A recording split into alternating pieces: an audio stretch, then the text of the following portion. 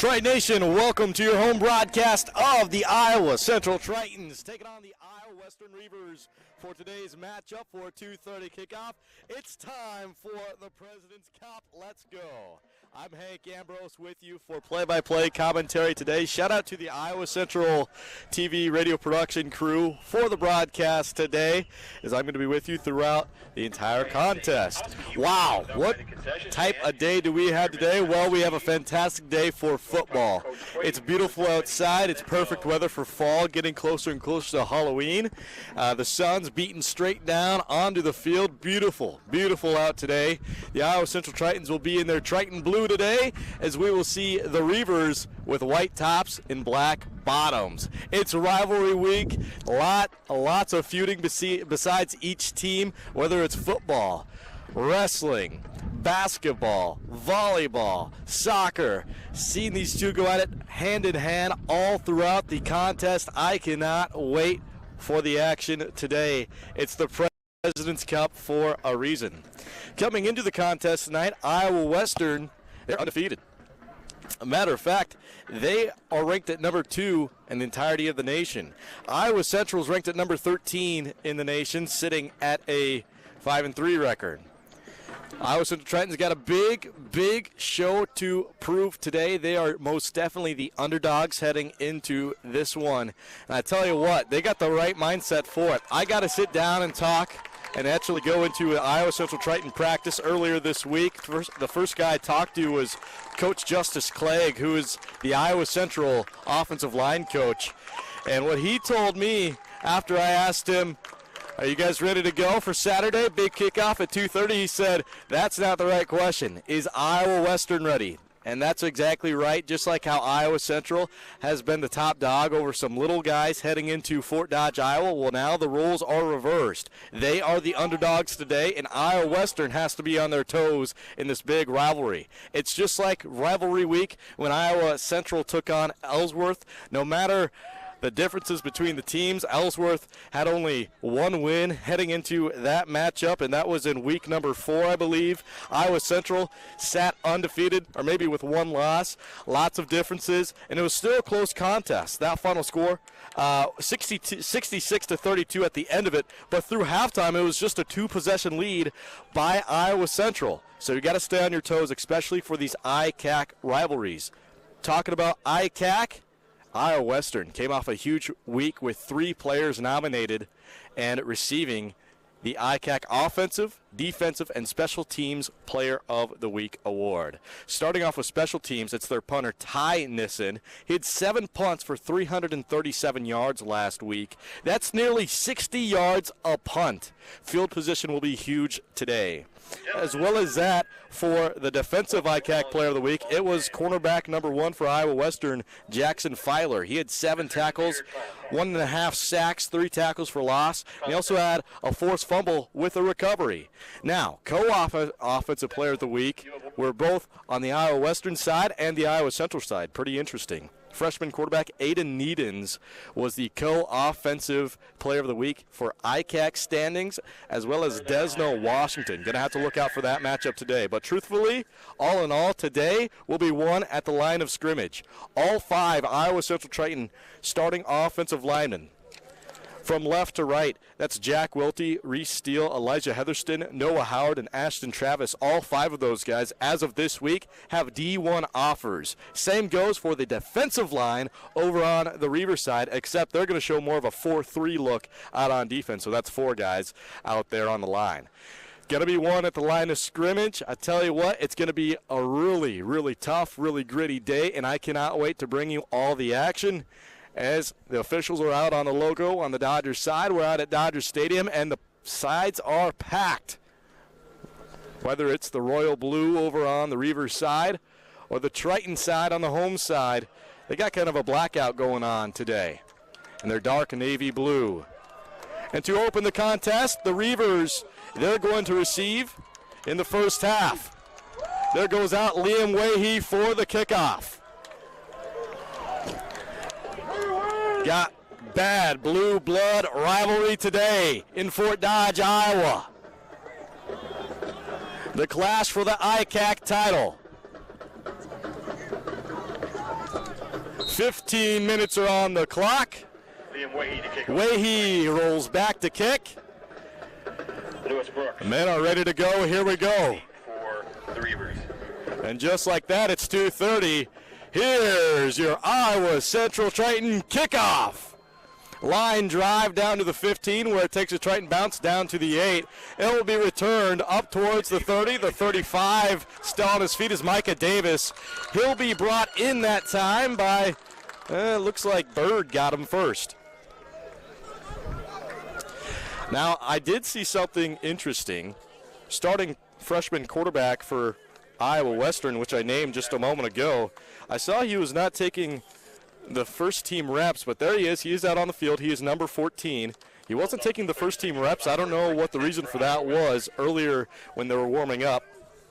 Maybe just trying to get in the Tritons' head. Tritons do that, that's for sure. A situational quarterback ideal.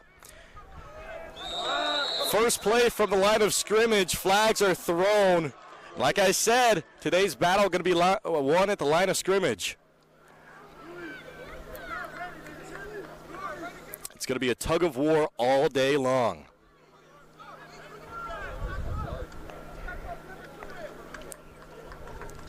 Offside. Defense, set. 5-yard penalty. Remain. Offsides on the defense. It's against 97 over there. That's Cody Schmidt, who's an interior defensive lineman for the Tritons.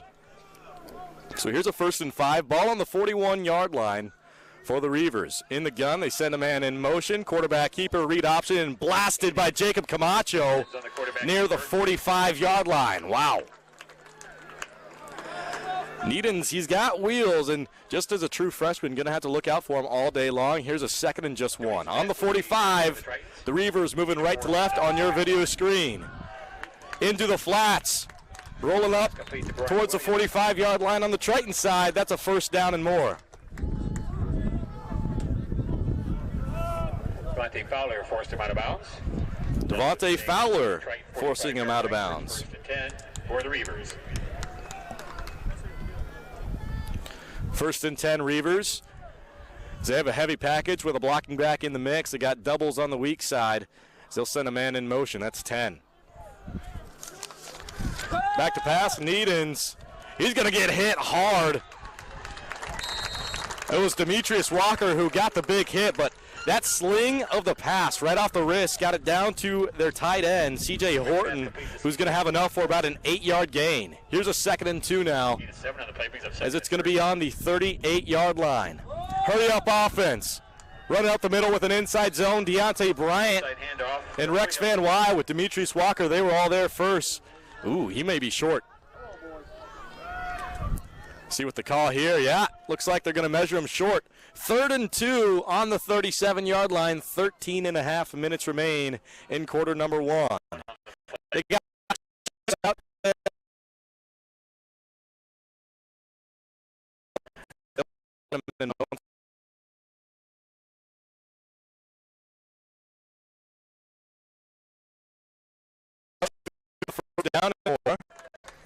Brought down by Jacob Camacho.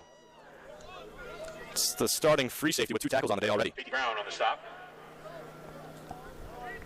1st and 10 from the Triton 30-yard line. 1st and 10 on the Triton 35-yard line. The Reavers are moving the ball. Same formation, just reversed. Trips to the left side now. Inside zone, wrapped up.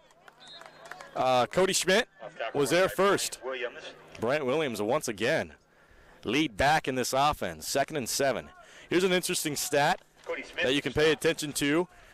Out of the 73 plays Iowa Western ran last year against Iowa Central out on offense, 38 of those were in motion. So there's going to be a lot of confusion behind that line of scrimmage. You see already in the it's a big loss. Half all the way back to the 8-yard line. Great job by Deontay Bryant and Demetrius Walker to get there first, to apply the pressure and make Nebens jump right on the ball. Brings up 3rd and 23. Here's a 3rd and 23 now, which is a lot better than a 2nd and short Gun to the strong side, inside zone. Blocking back to the left hip of Needens. Trying to get him to jump off sides. Quarterback keeper rolling to his right. Still on his feet. Getting wrapped up. Cavante Fowler with the arm drag and out of bounds. Here's the first fourth down of today. Triton Nation getting loud over on that west side. Camacho forced them out of bounds. Wow. Brings a fourth down. Camacho following there. I got to say, Demetrius Walker has been all over on every single defensive play so far. Now here we come out in that punting formation. Their punter, fantastic. That's Ty Nissen.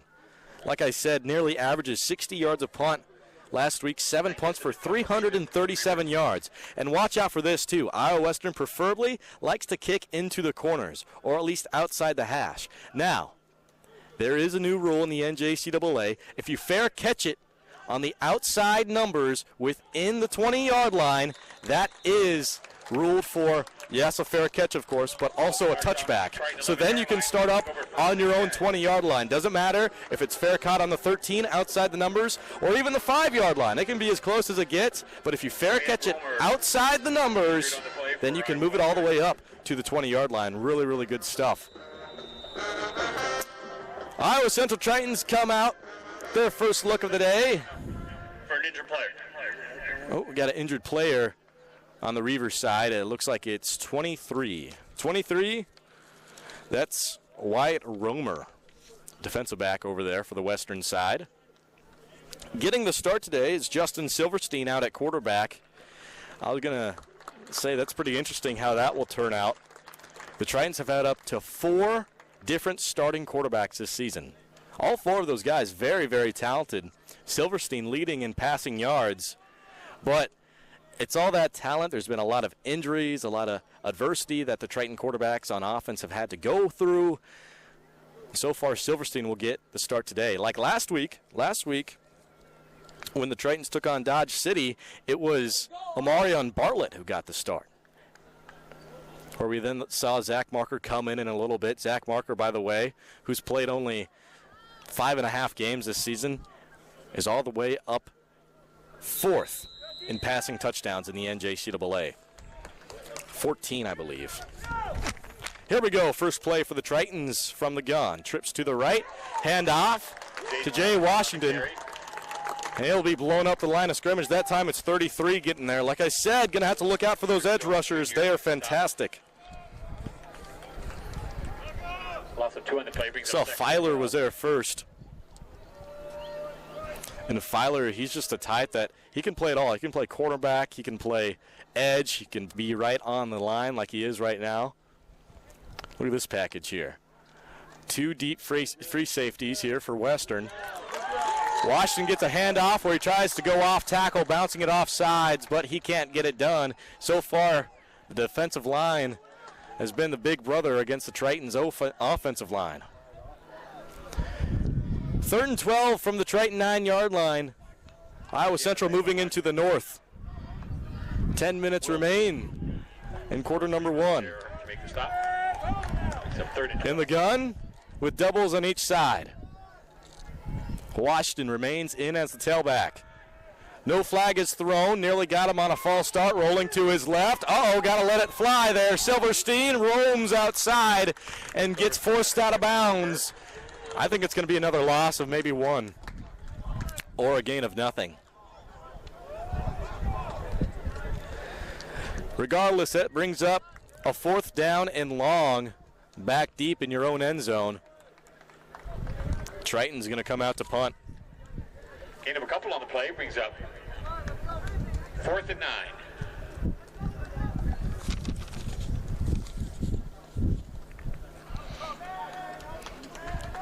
Punt unit for the Iowa Central Tritons here. 9 minutes, 25 seconds remain. It's 4th and 9 from the 12-yard line.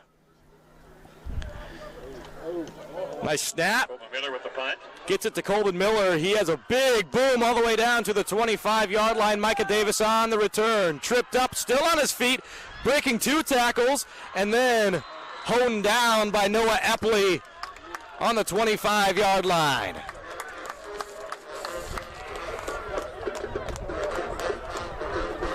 Well, there you have it. Davis on the Both return. opening drives resulting in big punts. Second drive for the Reavers. Going to start up with 9 minutes and 5 seconds remaining on the game clock in quarter number 1. It's a 1st and 10 from the Reaver 28-yard line.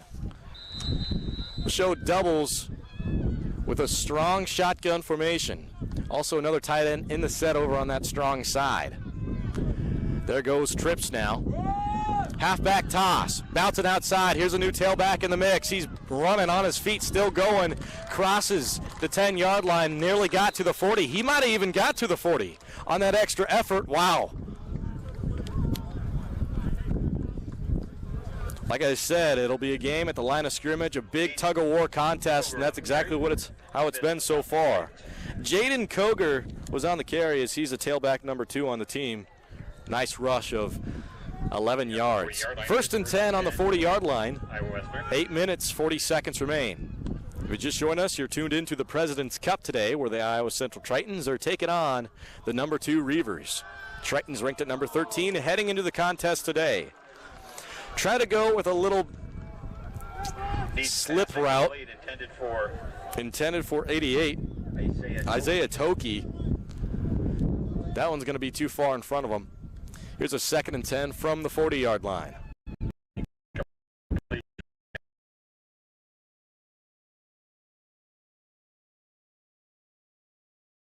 In formation, there's doubles to the left side and a lone receiver out wide. Needens is back to pass.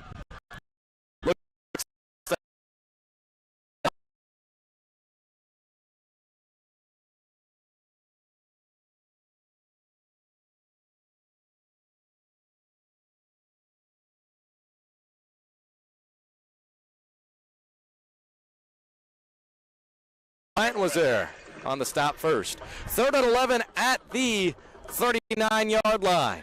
Big play here.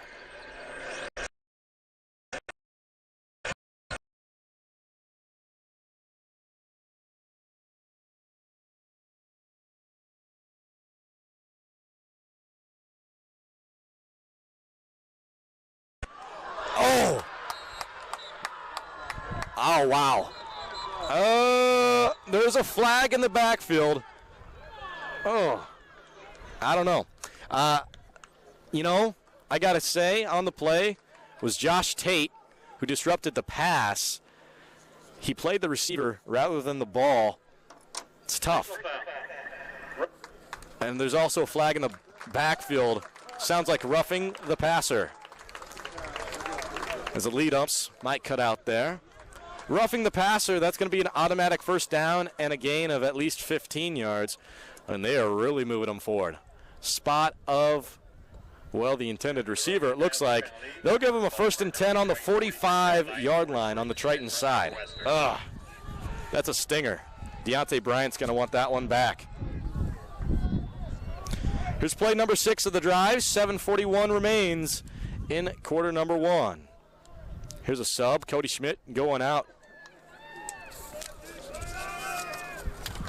Send a man in motion. Coming in for Schmidt, Bryce Austin. Back to pass. Needens looking long. Firing to his left. Got a man there. Picked off. No. Dropped it. Just dropped it. Oh. Holy smokes. That was J.T. Brown there.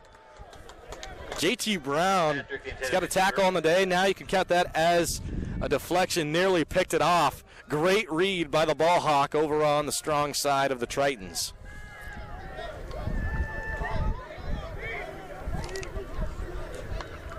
Break down your defensive starting lineups just a little bit here for the Tritons. Once we get to the close of the drive. In the gun, inside zone. Blown up by Demetrius Walker. He woke up. Must have had a great breakfast because he is all over the place today. Whether it's right, left, low or high, Demetrius Walker has hit just about every single ball carrier on every single play so far. Nearly. Here's a 3rd and 9 from the 45. 7:05 remains and the clock is ticking in quarter number 1. Trips to the weak side. They'll send a man in motion. That's Micah Davis. He's going to cut back in motion now. Quarterback keeper, read option. Oh, 2 missed tackles. And then he's blown out. Who got there first? That's big Bryce Austin. The big D tackle, and the Tritons love it on their sideline. Fist bumps all around. Oh! See that out there? That's Coach Mann, the special teams. Coach got knocked down. Coach Mann, even he got knocked down. I love to see it, the intensity over on the Triton sideline. Shout out to the band, cheerleaders, and dancers today, by the way, as they are juiced. Here we go. The punt is up. From the 48-yard line, going to be fair caught by Isaiah Haslett. 1st and 10. That's going to be fair caught just above the 10-yard line, looks like on the 11. Well, the Tritons have yet to gain a yard in this one. Had a 3 and out, which resulted in a punt in their first drive of the ball game. They'll begin this one, 6:04 on the clock, 1st and 10 from their own 12-yard line. They certainly have not gotten favorable field position so far to begin the contest. Switch up at quarterback. Here comes in Zach Marker now. Marker, he's got a read option, quarterback keeper. He lunges forward. Quarterback keeper. And that's a tough spot to call from where I'm sitting. Might have gotten enough for a gain of 1. Yep, that's what they'll give him. Garrett Horman was on the tackle for the Reavers. Here's a 2nd and 9 now from the 13-yard line. In the pistol, trips to the left, lone receiver right. Marker looking right, gonna have to move up, avoid pressure. He's running, he's spinning, he's still on his feet and moves forward.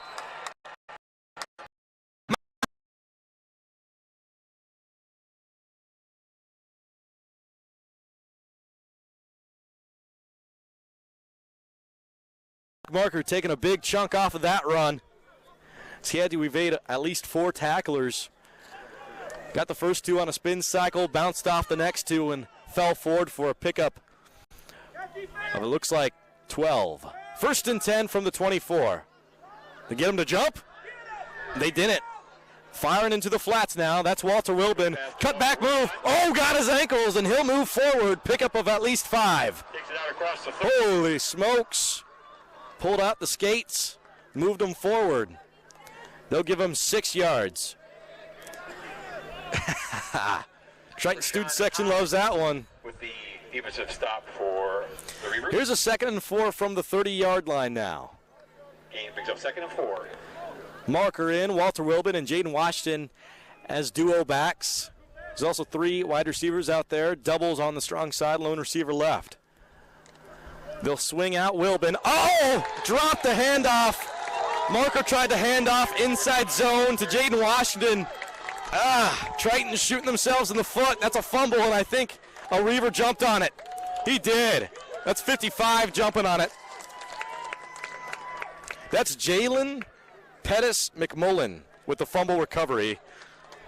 And that one just a bobbled handoff. Isaiah Green.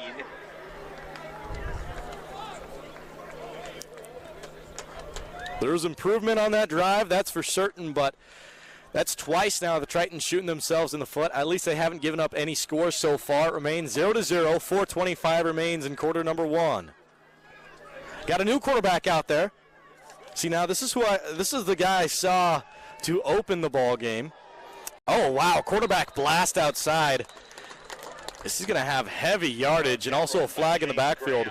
Hopefully a hold if you're a Triton fan. Marker on the play. Let's see what they call it down here.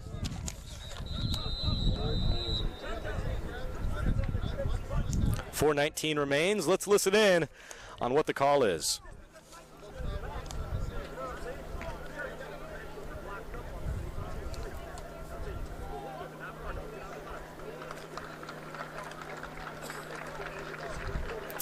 It is holding against the offense. New quarterback in is James Graham, who has been used as a flex player, somewhat similar to what John Holcomb is for the Iowa Central Tritons, mixing him in at wingback, wide receiver, quarterback. Well, Here we are now, as we've seen 4 starting quarterbacks in total for today's game so far. No score yet. It's 1st and 18 from the 35-yard line on the Triton side. Reavers in white tops, black bottoms, and IC3 in that Triton navy blue. Jaden Koger on the carry. And look at this. So they had the second team offense out there for just one play this drive. Coming to sub in now are the original starting players. So Aiden Needens checks back in. Interesting. In a Cadillac formation, doubles to the weak side and lone receiver out right for Needens. Sending a man in motion, that's Bryant Williams. Off a swing, but they will go with an inside zone look at the line of scrimmage. Might have got back to the line of scrimmage.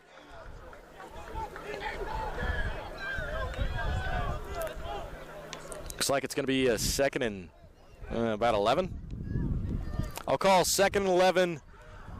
Ball on the 27-yard line on the Triton side, Cadillac formation. Trying to get the Tritons to jump. It's that hard count, man. Got to be disciplined. Back to pass, Needens looking to his left, trying to fire in the flats, and he's off. The pressure was there. That's James Sticks Williams getting his hands into the face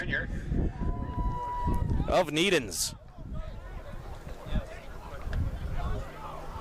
Dante Bryant putting pressure on for the Tritons. Brings up 4th and 11. Here we go now, 4th and 11. What will they do here? Maybe attempt a field goal. The ball is on the 28-yard line. That would make a, holy smokes, big field goal. Placement down on the 35, so it's about 50 yards if you include that end zone. 15 yards deep. Wow. This one looks like Simon Wagner, the kicker. Wagner's kick is up. It's looking right. Is it good? It's no good. Turnover on downs. Missed field goal. Defense hold. As the Triton defense holds. There you have it. Simon Wagner with the miss. It's just short and a little off to the right. Might have been good if he had more power on it, but no good. Iowa Central takes back over on their own near 28-yard line. 1st and 10. 2 minutes, 42 seconds remains. From their own 28-yard line. Yep.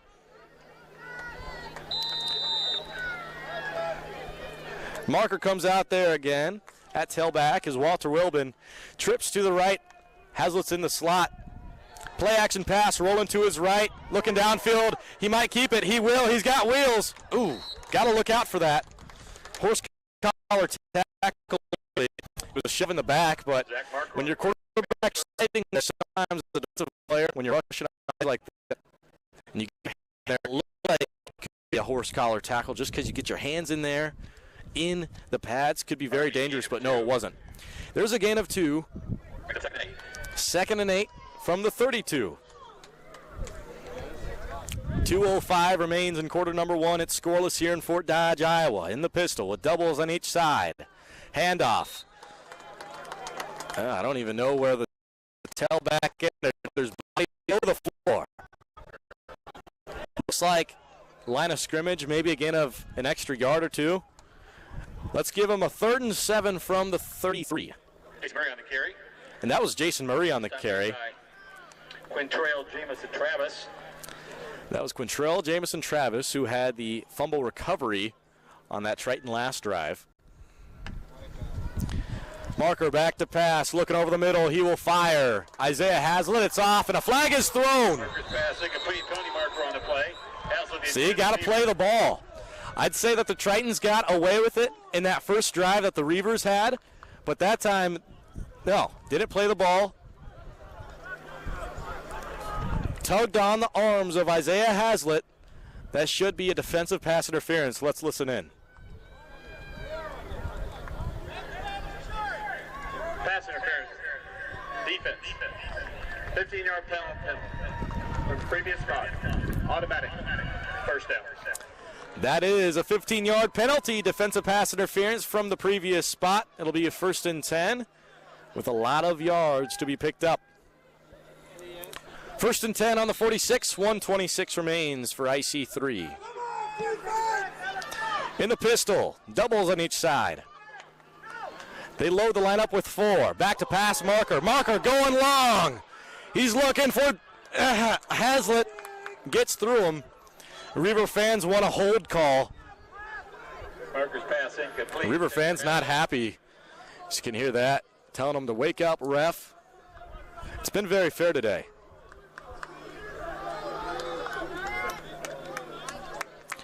.120 so far remaining in quarter number 1. It's 2nd and 10 on the Triton 46.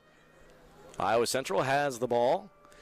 There's Weidman out there. You can see him lined to the left hip of Marker. There's also doubles to the left. Desna stands alone to the right. RPO, keeper. He rolls to his right. Oh, the fumble. Ball comes free. Looks like it's going back to Iowa Western. It is. God. These cats out west hit hard. That's the second forced fumble today. And the second fumble recovered by Iowa Western, the more important stat.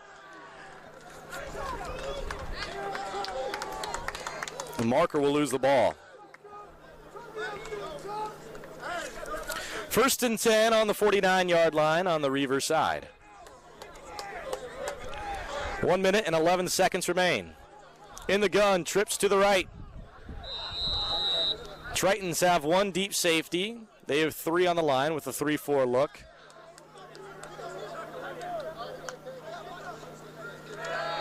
As they're going to go for a swing pass, Micah Davis moves the field.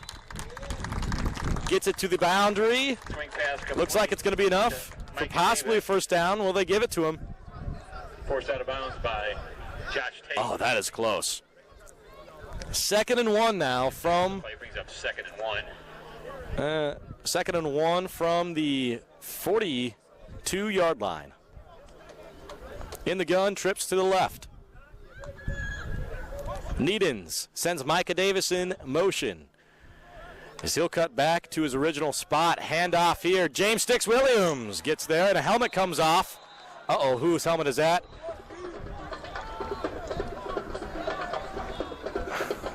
Williams on the carry. It's LaJuan Miller, sophomore linebacker.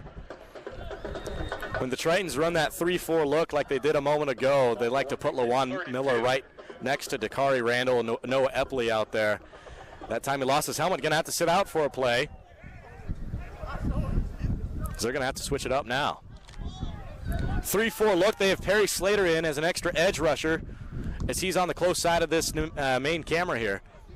In the gun, so go in motion. Read option. Breaking the boundary, rushing outside, and getting the first down is Needens. Needens on the quarterback keeper. That's going to close quarter number 1, scoreless. Iowa Central 0, Iowa Western 0. Wow.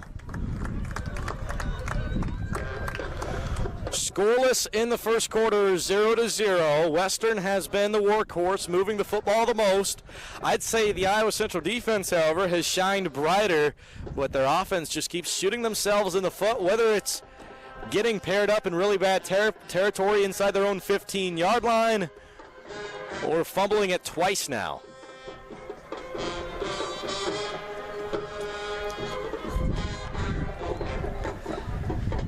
So we wait for this second quarter to begin. It will be a 1st and 10, reaching the red zone on the Triton side. If you're just tuning in, welcome Triton Nation to your home broadcast of the President's Cup. It's the Iowa Central Tritons, ranked at number 13 in NJCAA football, taking on and hosting number 2 Iowa Western. Most importantly, it's their blue blood rivalry in the ICAC here. Got some Triton athletic news, by the way. Number 5 Iowa Central Triton volleyball beat Southeastern earlier today as they swept them even in 3 sets. Coming up, they'll see Indian Hills, possibly Northeast in the mix.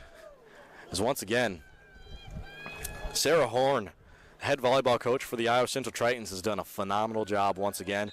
5 straight seasons winning the ICAC title, the volleyball team has. Beginning quarter number 2. Reavers start on the Triton 38-yard line. Needon's back to pass, firing over the middle. There are safeties there. Oof. That's going to be incomplete, over the head. Pass intended for number 3 that time, L.J. Fitzpatrick. Kevontae Fowler and Josh Tate were there in coverage. Needs pass incomplete. Tell you what, there was a shove out there, but that was a non-catchable pass. Can't call it pass interference when it's not catchable. 3-4 look. They're spread on the edge as well. Heavy formation for the first time today. Blown up line of scrimmage. That Sticks, who gets them there first. Big bad dog, the true freshman coming out of Missouri. He's got 3 tackles on the day already.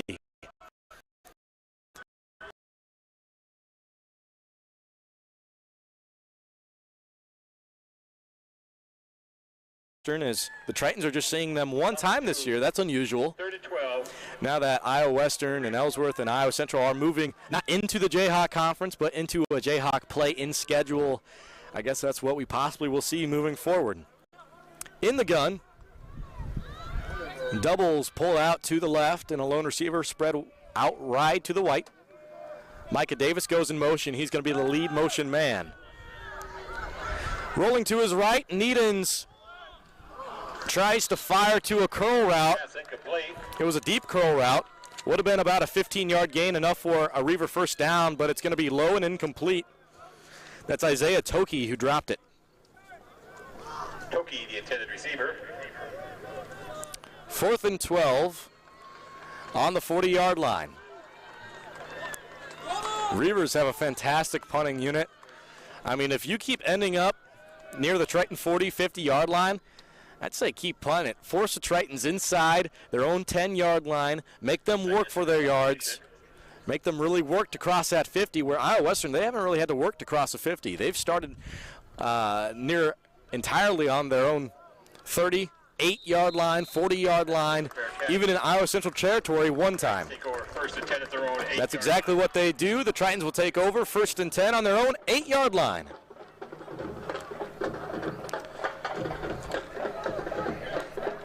If you're just tuning in the broadcast, welcome. Listen to Hank Ambrose on call with the TV radio production crew out here at Iowa Central. Big shout out to Rusty, Donnie, and Vince working the broadcast today on camera and bringing you the graphics as well. 13:53 remains in quarter number 2. Tritons bring out a new quarterback who originally started today, Justin Silverstein.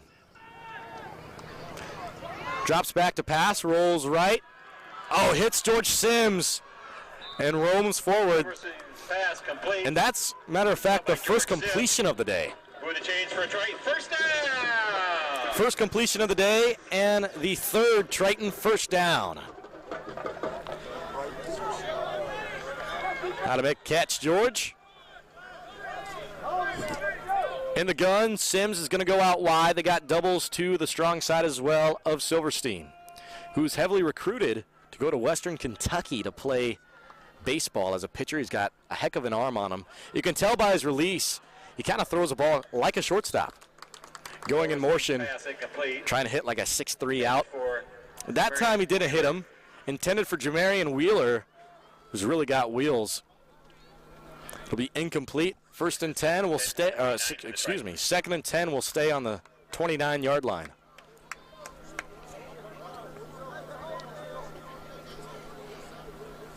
What a perfect day to kick off your Hollow weekend in the state of Iowa, this President's Cup rivalry in Fort Dodge. Desna Motion goes in motion. Oh, now a double motion to the strong side. Once again, George Sims moves 3 times. Silverstein, halfback stretch, working outside. It was Wilbin on the carry. A flag is thrown. Maybe an illegal shift. They're going to report it over to the head ump there in the white hat. Let's see what they call for. I think it may be a legal shift.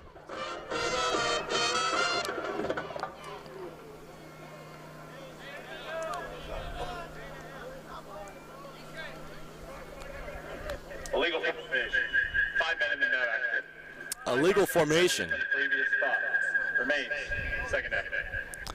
So they call for the illegal formation, 5 men in the backfield. Nice eye from the ref. And what that counts for is those guys motioning in the backfield, those guys add up. Penalty was declined, brings up third and 10. Well, there you go. Penalty declined. It's going to bring up a 3rd and 8 at the 31-yard line. 3rd and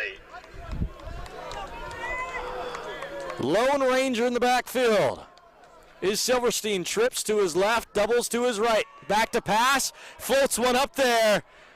Makes the grab. Does he stay in bounds? Looking for a ref on the sideline. They're saying it's ruled incomplete. Oh, my goodness. Great throw. Nice snag that time as well on the Triton side. Just going to keep his feet in bounds. Brings up 4th down. Colin Miller in punt formation for the Tritons. Well, here's a 4th down. Drive lasted 2.5 minutes. 7 plays. Looks like it may end in a punt. Colin Miller goes back there to punt for the Tritons. Back deep for the Reavers. And Micah Davis is the return man back deep for the Reavers.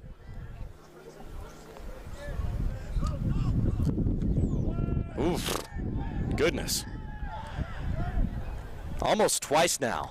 That punt has been deflected. The Reavers really setting a bull rush up the middle. Western takes over 1st and 10. Iowa Western going to take over 1st and 10. 12 minutes and 48 seconds remain. The ball is going to be near the 30-yard line. They'll spot him on the 31-yard line on the Reavers side officially.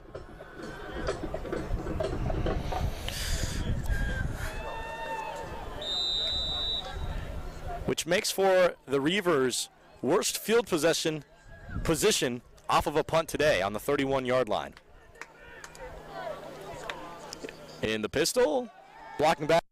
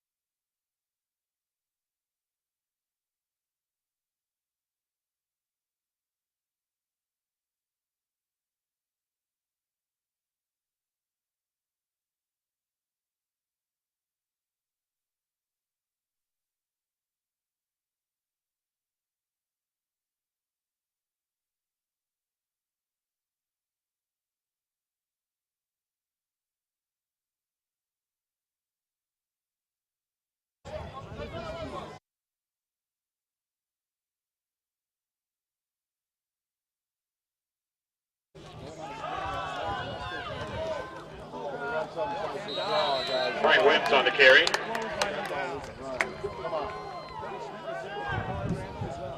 Decoy ran.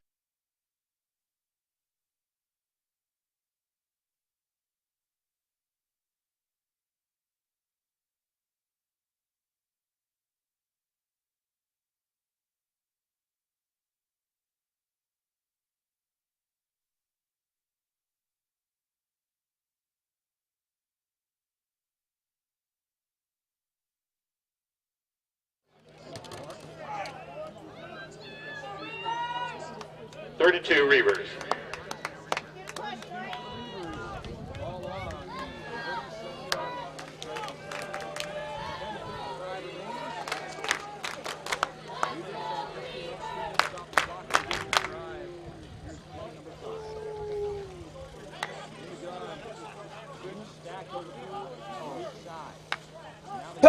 Sweep!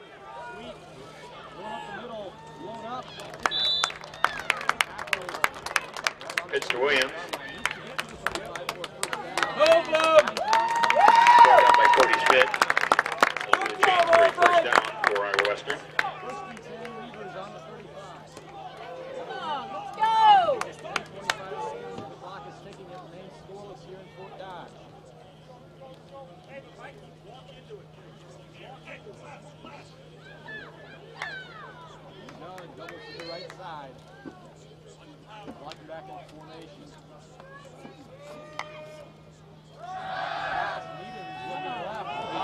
So input 1 you want on Mike.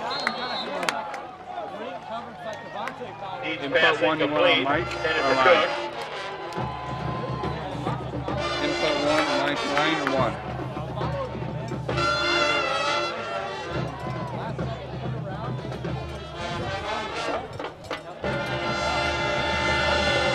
Yeah, it's an input 1.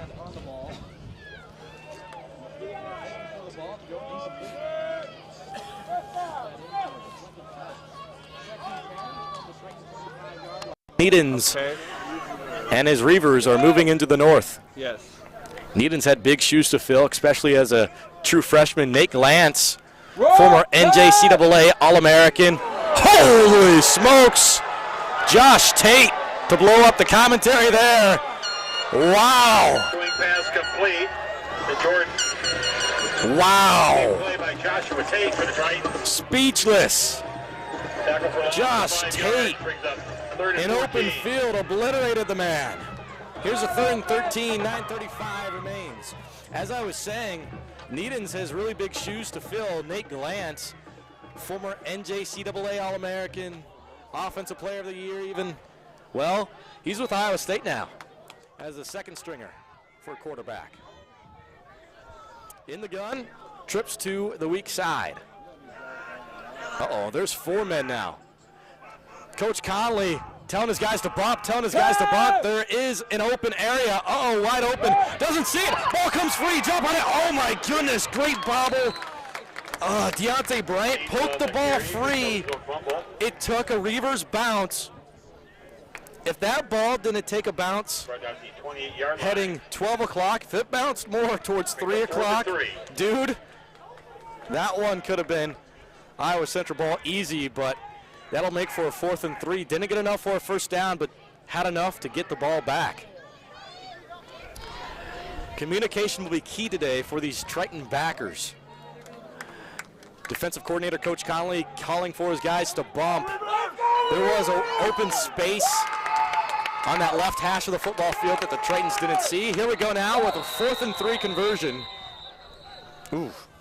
Timeout called on the western side, the first of the day. 4th and 3, ball on the 28-yard line. Iowa Western in pristine position to possibly put the first score on the board. I think now's a good time to go through your starting lineups on each side for your Triton defense. Starting at defensive end, Blake Whaley, defensive tackle, Cody Schmidt. Deontay Bryant is your strong side defensive end. Starting at Buck today, Rex Van Wy. Strong side linebackers, Noah Epley. Middle linebacker, Lawan Miller. Weak side linebacker, Demetrius Walker. An extra interior linebacker you can count in for Dakari Randall. Cavante Fowler gets a start at cornerback 1 on the day. The winter sports season kicks off. I also see Josh Tate got the start over on the other side. JT Brown is cornerback number 2 today. And at safety, you can't make it to the Hodges, check it out on Triton Nation. At safety, it's Jacob Camacho and Josh Tate back there. But Tate, you'll see him come in, really hard hitter. Saw him earlier, had that big hit stick only like a play or 2 ago. He'll line up at nickel quarterback and even slot cornerback from time to time if needed. No free safeties in the mix here. Lone quarterback in the backfield. Demetrius Walker's there. You're not getting that first down, buddy. Walker wraps up with Epley. Walker went high, Epley went low and brought him down. Turnover on downs. Tritons get the ball back. Reavers stunned.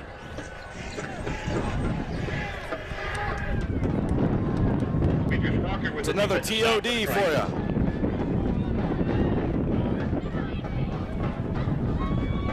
We on the move, oh! Here we go. We on the move. 1st and 10. Silverstein will come out with IC3 on offense following the turnover on downs. Ball will start on the 28-yard line for the home side. Cadillac formation, play action. Looking left, gonna have to roll left. No, got a fire for Isaiah Haslett over the middle of the field. Great throw, great catch. Haslett on the reception, brought down by Kendrick Jr. Then I'm going to change. Haslett has the only receptions on the day, all 2. I should say each 2, so we're at a low number.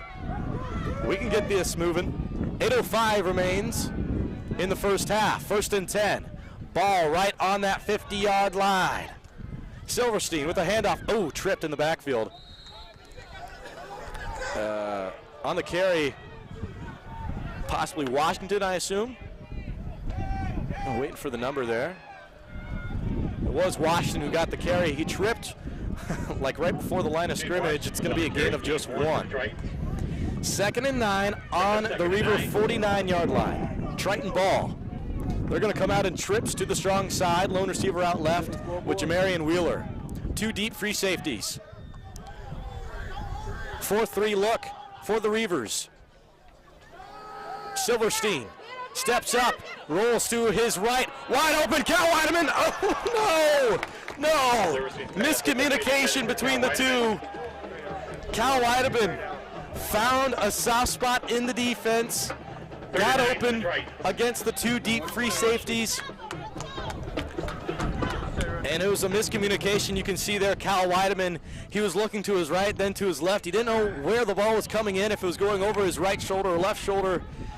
There was miscommunication, resulted in an incomplete pass. 3rd and 9 now from the 49. 7-11 with the clock stopped in quarter number 2. Rolling to his right, firing for a first down. Oh! That was intended for Desna Washington. It got him right in the chest. On the defense was number 16, the deep safety for the Reavers. Let's see that number there. That's Matt Cordas on the pass breakup. Broken up by Matt Cordas. Both teams have had great opportunities to score, but they've came up short each time now.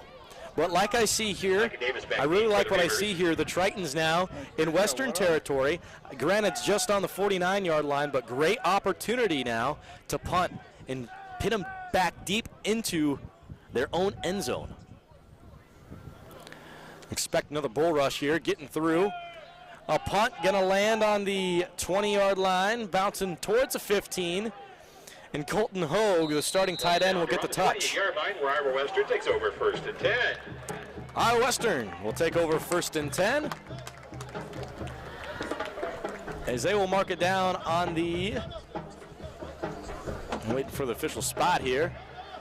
Looks like 18. Ranger fans at halftime, we'll have a presentation 18. by our touring marching band, as well as the Iowa Central dance team. 1st and 10, ball on the 18-yard line on the Reavers side. 6 minutes and 53 seconds remain. It's scoreless here in Fort Dodge for the President's Cup.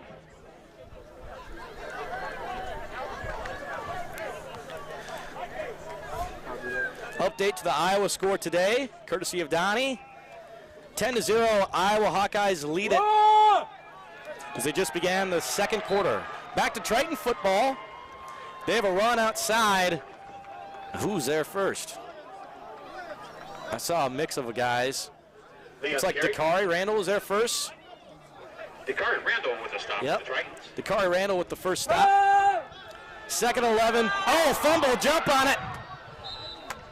5 times today, a quarterback has lost the football and had to jump on the ball. Twice against Zach Marker and the Tritons, 3 times now against Iowa Western. But the difference here, Iowa Western has recovered each and every one of their fumbles. The Tritons haven't recovered any of their fumbles. Now hopefully there's no more on the Triton side if you're rooting for the Tritons, or no more on the Reavers side if you're going for the Reavers, but goodness.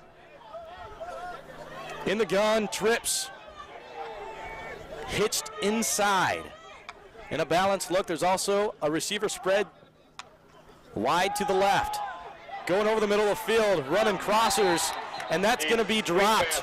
Tried to run with the football before he caught it was number 8, Roscoe Parrish, who was the returning receiver in total yards. Has had a slow start to the season. And with that big drop, that's going to lead to a 4th and long now. Looks like a 3 and out from the Reavers. Haslett back deep for the Tritons. Isaiah Hazlitt back deep to return for the Tritons.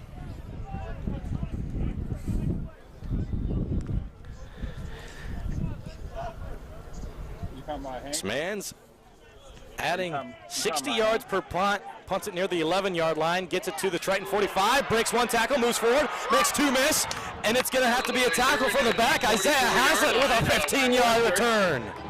1st and 10 from the 43-yard line. Timeout. Andre Goodman, injured player. Uh-oh, got an injured player. It's the punter. And that's a key player. That's a very key player. I think he was even holding a leg. Like I said, coming out of this week, he's the special teams player of the week in Ty Nissen. Best case scenario, just a cramp for him. Thoughts with him over there. I'll make sure to report if I see him come back into the ball game.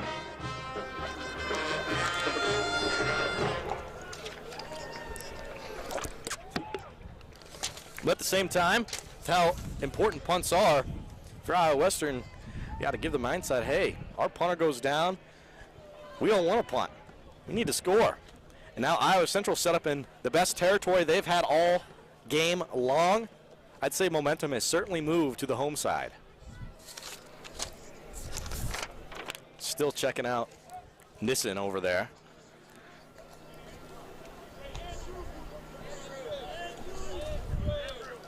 As they're calling for help to help him off the field.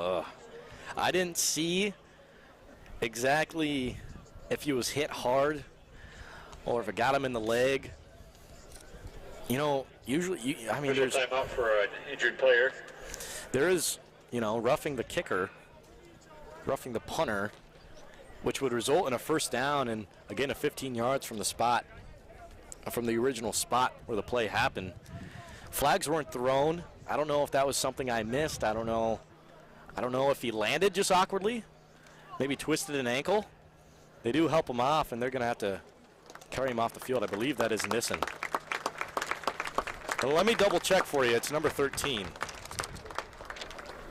Matter of fact, that's C.J. Horton, a tight end.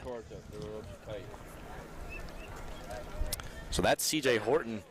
So I'm assuming that makes more sense. C.J. Horton must have been using as more of a backer role, trying to block for Nissen. Ended up getting clipped in the ankle. Football's a tough sport, man. So he'll be helped off the field. I'll let you know if I see number 13, C.J. Horton, return. He is a starting tight end for the Reavers. This correction, it was not the punter. 1st and 10. Silverstein in the pistol. Hogue has a blocking back. Hand off, Jason Murray. Jason Murray stutter steps and moves forward. He's still on his feet. Oh, man. Big hit. Jason Murray ran straight into Desna. Oh, my gosh. And he's a cat. Dude, you don't want to run straight into Desna Washington, man. Jason Murray, though, he bounced right back up. Jason Murray on the carry. He was a tough athlete. I mean, between the builds, between Desna Washington and Jason Murray, completely different. More stockier and beefier is Murray, and for Desna, real tall, real lean, 6'5". Oh, goodness. I'm glad to see no one was hurt on that. Here we go from the gun. Handoff that time. Handoff for Washington, inside zone. It's going to be a 3rd and short. About 3rd and 3, maybe 3rd and 2. 3rd and 2 on the 36-yard line. 4 minutes and 50 seconds remain in the first half. It's scoreless in Fort Dodge, Iowa. Iowa Western stunned early. Tritons look to make their first score of the ball game. 3rd and a long 2. Tritons in the gun. As they hand off to Wilbin, who will be gang tackled as they blasted straight through the line. Titus McMullen was there on the tackle for loss. Here's a 4th and short now. It's manageable. Tritons may stay out there to try to at least draw them out offsides. I love the aggressiveness. How to go, Coach Montalto. Coach Minicue out there calling the plays. In the pistol. Swinging them out to the left. Trying to jump them. They don't. Gonna look for it. Now they're gonna bring Wilton back. Or Wilbin, excuse me. Still looking like they want to run a play, or at least play it off like they want to, in the pistol with doubles on each side. Send them to the right. Flags are thrown. Yeah. Call for no play there. Just try to get them jump whatever you like to do. Which was really smart, by the way. They didn't give up after that first hard count didn't work. It faked me, obviously. Of course, I'm no football player, but faked me at least. Saying, hey, maybe they're audibling to a play. At least they acted like so.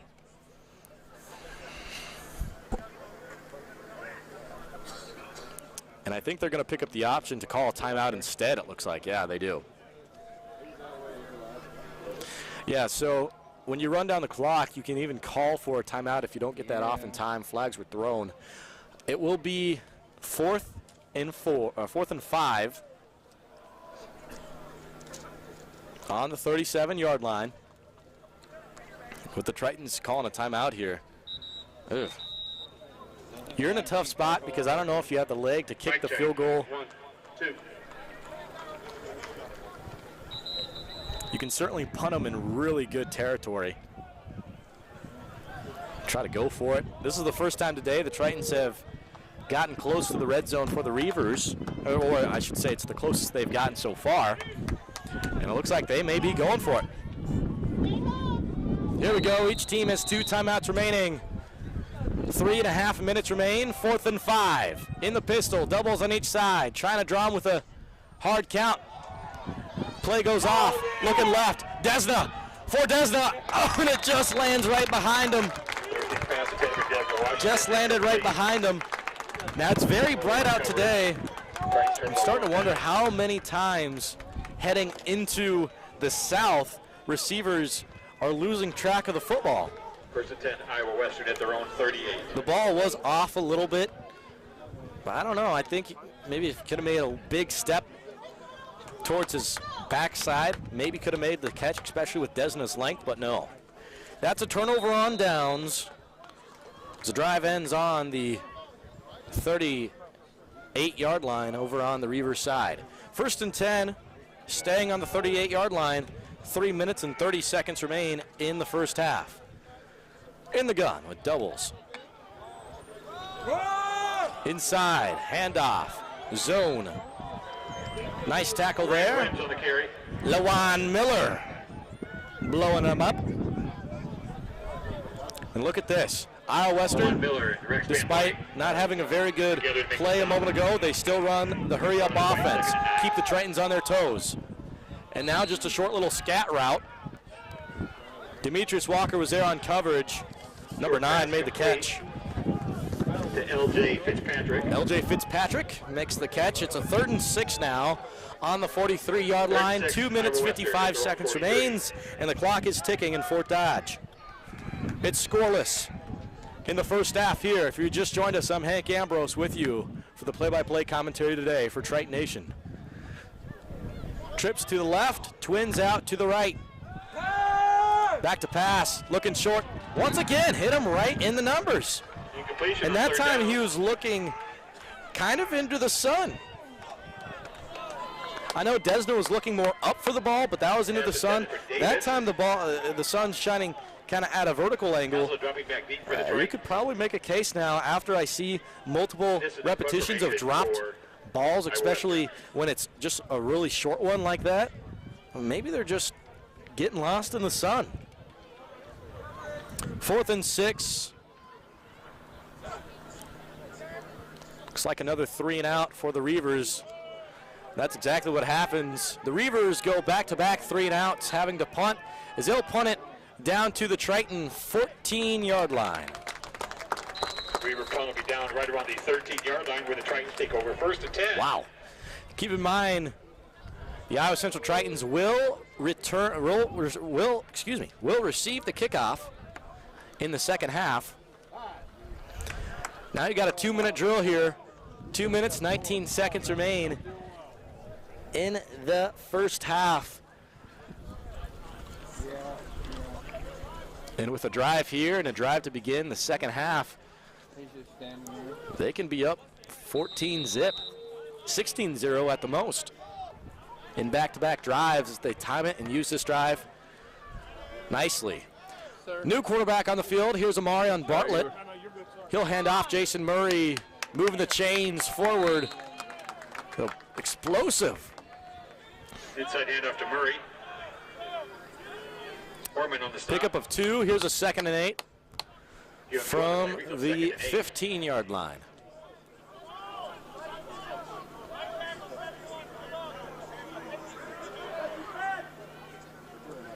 Trips spread right. Doubles as twins to the left. Bartlett as a lone ranger in the backfield. They're sending 6 on the line. Flags thrown. I had some Reavers linebackers clapping, thinking it was against Tritons. Let's see the call here. Go ahead and listen in.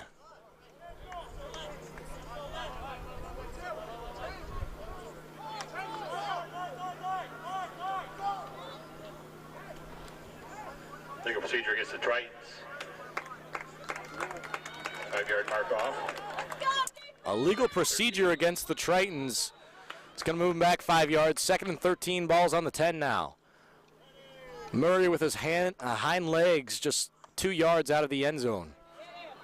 Bartlett fires for Jamarian Wheeler. Incomplete pass. Bartlett's pass incomplete. Looked like some miscommunication on the play. Wheeler put his hands up, looking towards Bartlett. Bartlett put his hands up for an X, possibly signaling another route that was supposed to be ran.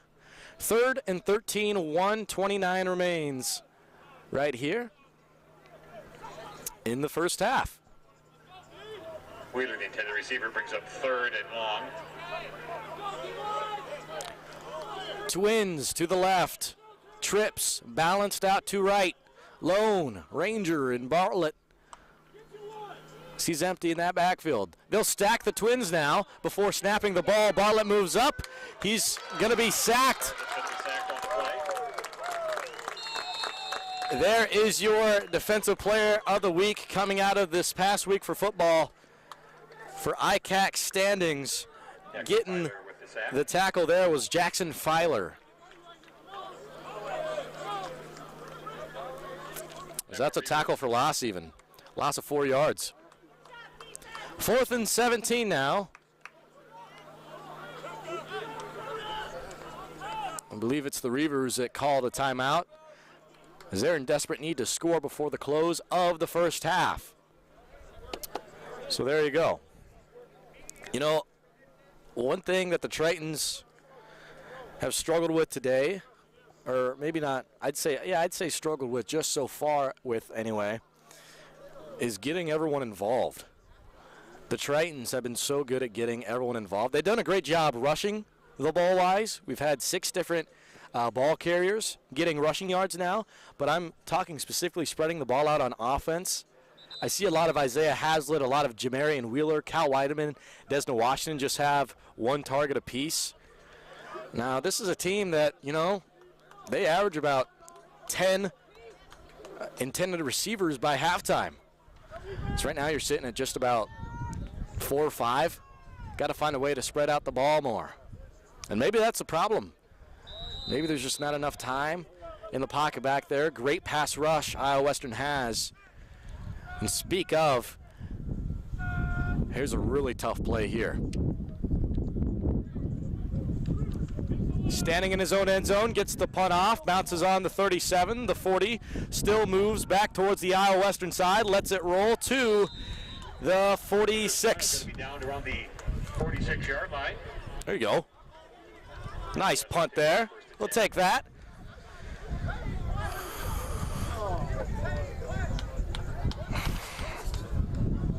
First and 10 for the Reavers at the Triton 46-yard line. 1 minute and 9 seconds remain in the first half. Reavers have 1 timeout remaining. The Tritons have 2. Reavers, by the way, have back-to-back drives where they've had a 3 and out here. Let's see if they can change that course here. Doubles on each side. Bad snap. Got to get back. Wow. Props to Needens, getting all the way back, getting the ball. That's twice now where Needens has just grabbed the ball while it was bouncing and still kept the play alive. I know a lot of the time coaches like to just jump on the ball to play conservative there, but hey, props to Needens for keeping it alive. Now, interesting enough, he did throw the ball, and that's a loss of 5 yards on the play. 2nd and 15 from that last reception. 1 minute and 3 seconds remain. Back to pass. Avoids one tackle. Short little curl route. Catch is made for a gain of about 7 or 8. It's Davis who makes the grab. Brings up 3rd and 6. 3rd and 6, 45 seconds to go. Back to pass. Looking for a zag. Hits him on a zag. Perry was there. Perry Slater was there on the tackle. Brought down by Perry Slater. 35 seconds remain. 1st and 10 at the Triton 35 in the gun. With doubles on each side, they're balanced to the right.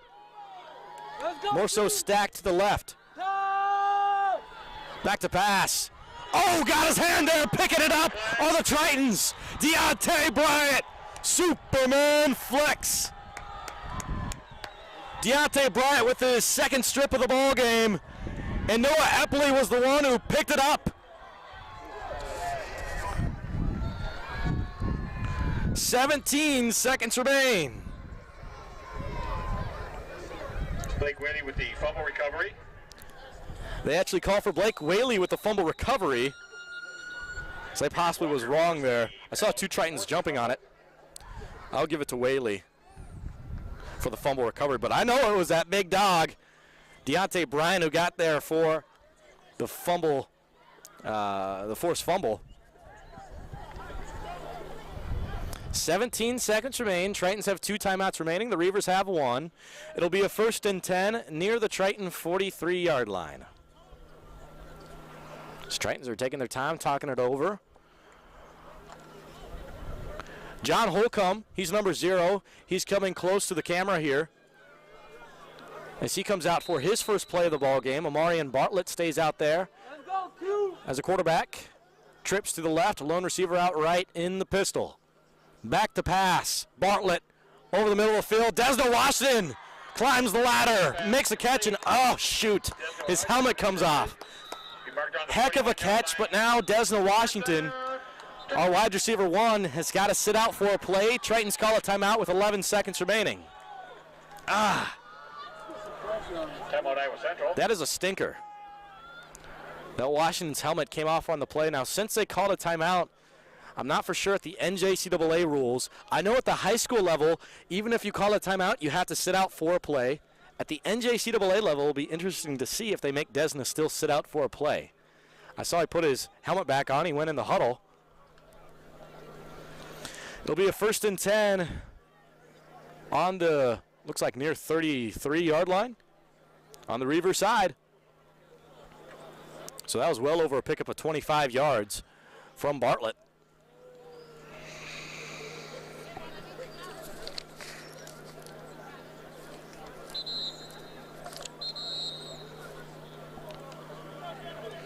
Refs calling up for the breakup in the huddle. I'm looking for Desna. I don't see him on the field. I do. No, he's spread right. Desna's the lone receiver, spread right. We got trips to the left with George Sims, John Holcomb. Got someone else out there, too. Bartlett back to pass. He'll fire for Desna. Ooh. Deflected pass. Pass intended for Washington. Incomplete. Incomplete. As it was deflected by Will Lee. 7 seconds remain. 2nd and 10. 42. Need to get to the 32 for a 1st down. Let's go, Ho!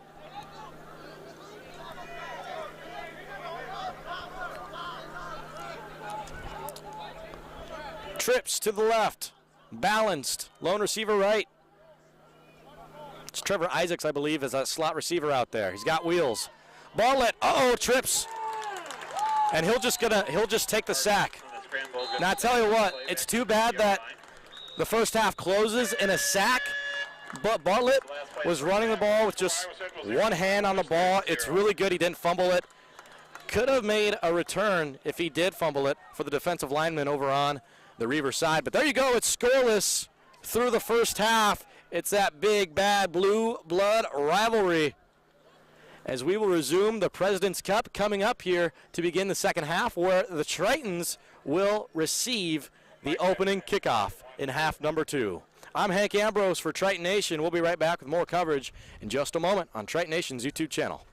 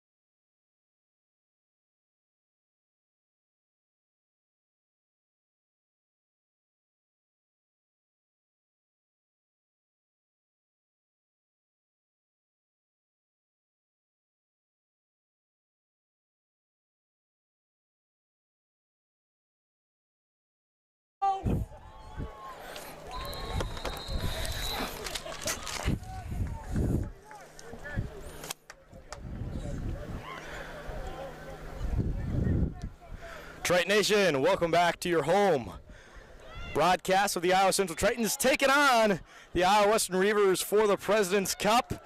Here's the return in the second half. George Sims going to return it to about the 28-yard line. It'll be 1st and 10 for your Iowa Central Tritons. It's still scoreless here in Fort Dodge, Iowa. I tell you what, once again, I truly believe it's just that ICAC rivalry keeping this thing at 0-0. It's that blue blood running through their veins. They're upset on each side. Both teams have shot each other in the foot, but both teams have also made some great plays. And it looks like Zach Marker, number 11, going to get the start to begin the second half for IC3. Stacked doubles on each side. Interesting formation for the Tritons. They're also in the gun. Weideman goes in motion. Motions to the slot of the weak side. He's going to hit him in a little flat out route. Complete to Hazlitt. Hazlitt with 3 receptions on the day. 4-yard gain, bringing up 2nd and 6. Actually, that makes it 4. 4 receptions on the day for Hazlitt. He's having one of his better games. Usually a home run type of a receiver. He's getting it done, though. The Triton uniform today. Tritons moving into the north. The sun is still bright. The weather is well into the 60s today. Marker on the mid to high 60s. Bring it to a perfect day for football. Look at that hit that Marker took. Marker ate that hit. Ball being marked short of the line. Oh, really? Not going to be enough for a first down? 3rd and inches. I was ready to call first down, but here's a 3rd and inches now on the 38-yard line. Stacked twins on each side. And now it is a Triton first down. Oh, well, now late call. Now they move it to first down. Okay. Hey, doesn't happen often where there's a late call on that, or maybe some miscommunication on the chain gang. Well, I'll take it. First down, Tritons on the 39. Marker fires an out route over towards Desna. Washington, who makes the catch, and another 15 yards. Tritons moving the football.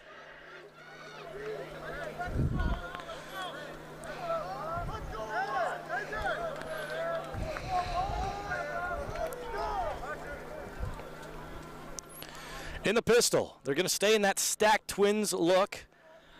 And we've seen this before, motioning Cal Weideman into the slot on the weak side. And that just happened earlier this drive, a few plays ago. 13 minutes remain, and the clock is ticking in Fort Dodge, Iowa. As we just began the third quarter, I'm Hank Ambrose with you for the play-by-play today for the Iowa Central Tritons.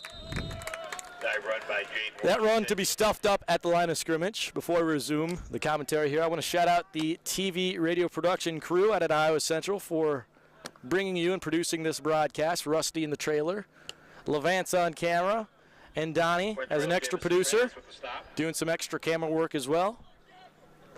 12 and a half minutes remain. Here's a 2nd and 9 from the Reaver 46-yard line. Tritons are taking this drive a little bit slower. Oh, that's a sack. Oh, no. Big sack. And who other would it be than Jackson Filer, who was the ICAC Defensive Player of the Week just a week ago. Filer can do it all. And he's going to be a recognizable name at the D1 level, I'll tell you that much. 12 minutes remain, 3rd and 17 now for the Tritons after the loss of 8.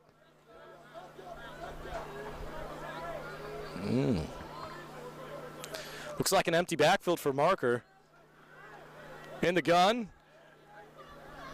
Trips send Cal Weideman over towards the left hash. Marker. He may take off. He will fire to an out route. Cal Weideman open. He races down the sideline to the 20, to the 10, to the 5, to the touchdown. Cool hands, Cal Weideman scores the first touchdown of the day. And IC3 strikes first, 6-0. You can count that for a 50-yard out route that went all the way to the house. And if that doesn't get some D1 scouts licking their chops, I don't know what else would. Kyle Weidman. I mean, that looked like a darn near 4-4 50-yard dash. Catching it right on that 45.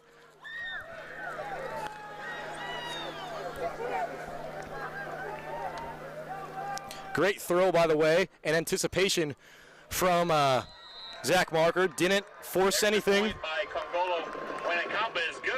And there's the extra point. It's good by Congolo. Buenankamba, 7-0. There's still 11 minutes and 30 seconds remaining in the third quarter. But the Tritons strike first, and the Reavers get stepped on early to begin the second half.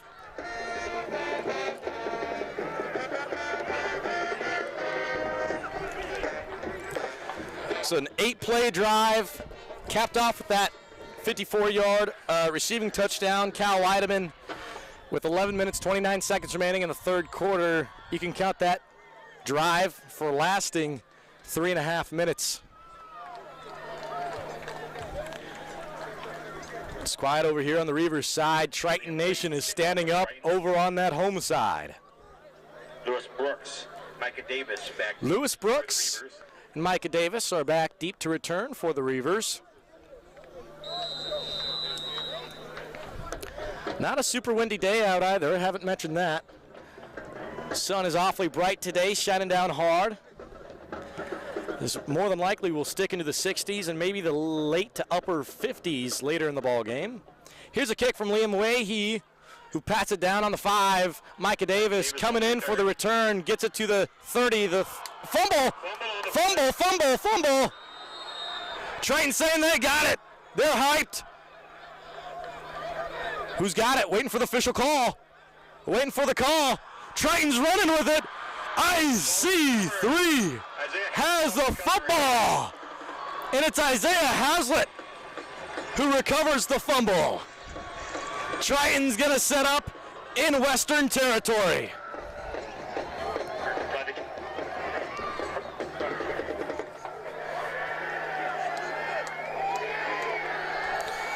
There you go.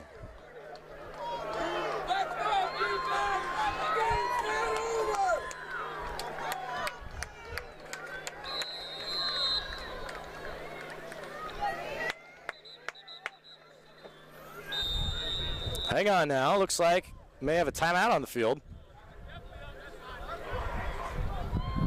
Let's listen into what the head ump says.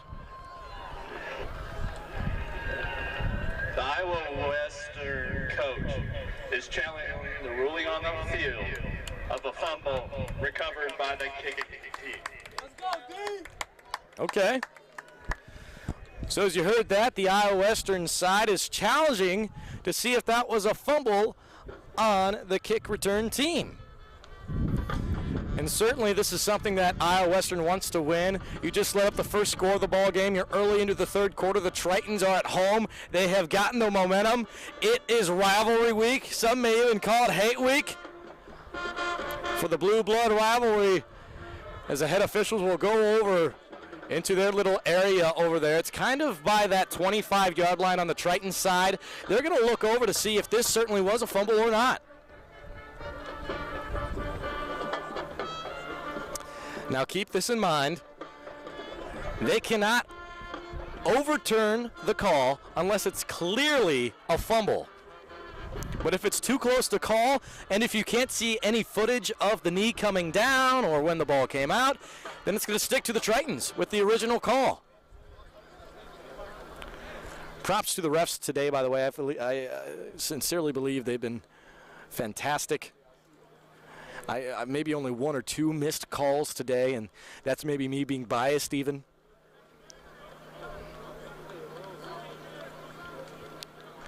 They're doing a great job today. It's still packed here out at Dodgers Stadium. Looks like we maybe got a call in, lining up. I don't know, man. Gonna be close.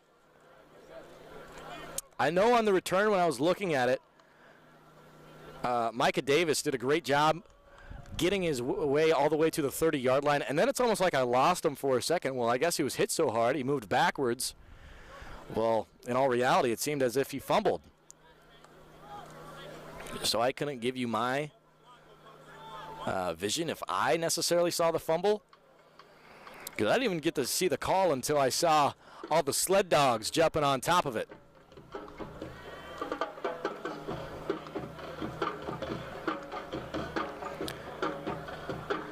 By the way, another big reason Tritons got that score again. Like I said in that first half, Tritons average about 10 to 11 different intended receivers in the first half on the season per game basis.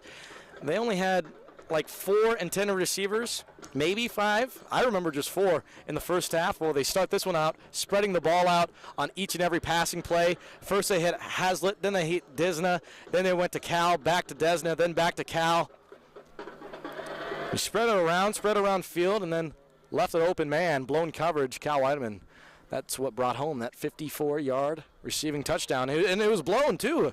He was wide open, untouched in the flats. And Marker was stepping up to avoid pressure. There was at least 2 quarterback spies checking him out. And Marker, he's got wheels, but it was a long conversion. He had to really let it fly. Great throw from Marker, who's going to move up and stay in the top 5, I assume, leaving this week in NJCAA passing touchdowns.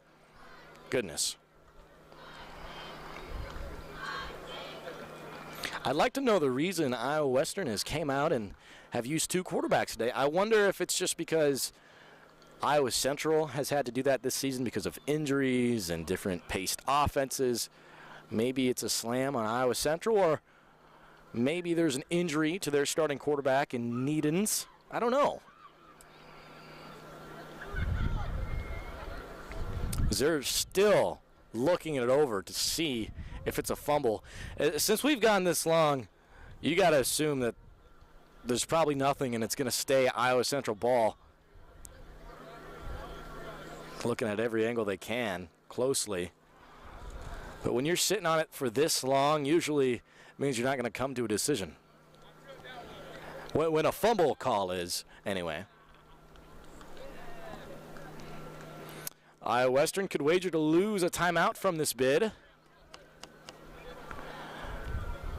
Here's the head ump.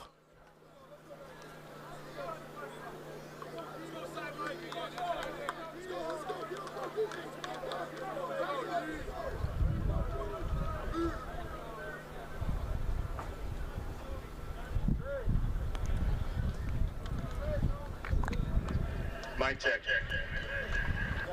Really? The ruling on the field is confirmed.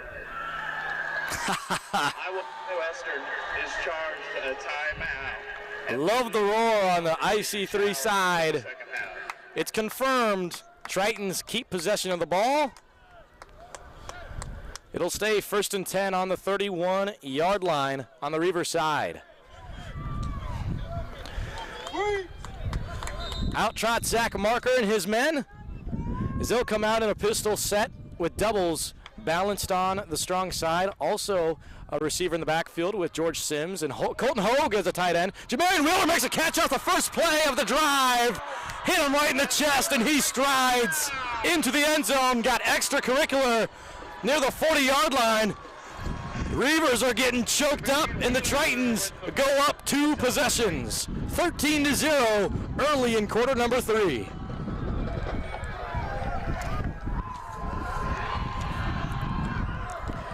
Yeah, from that Triton fan section.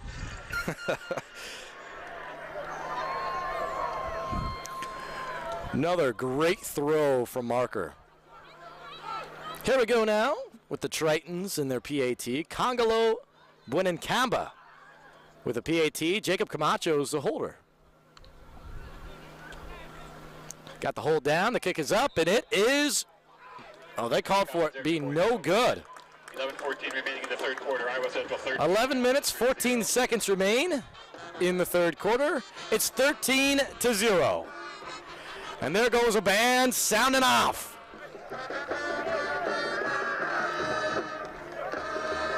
Once again, that's another receiver they added into the mix. That time it was Jamarian Wheeler who ran a simple little streak route. Now, it was great.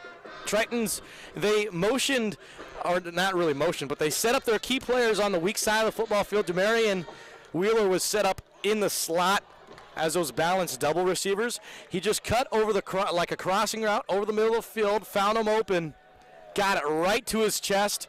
Wheeler did a great job at holding on, and then he was just basically dragged into the end zone. Hit too much momentum moving forward, and that's what brought the Tritons to get another 6. Lewis Brooks and Micah Davis back. Lewis Brooks and Micah Davis are back deep for the Reavers.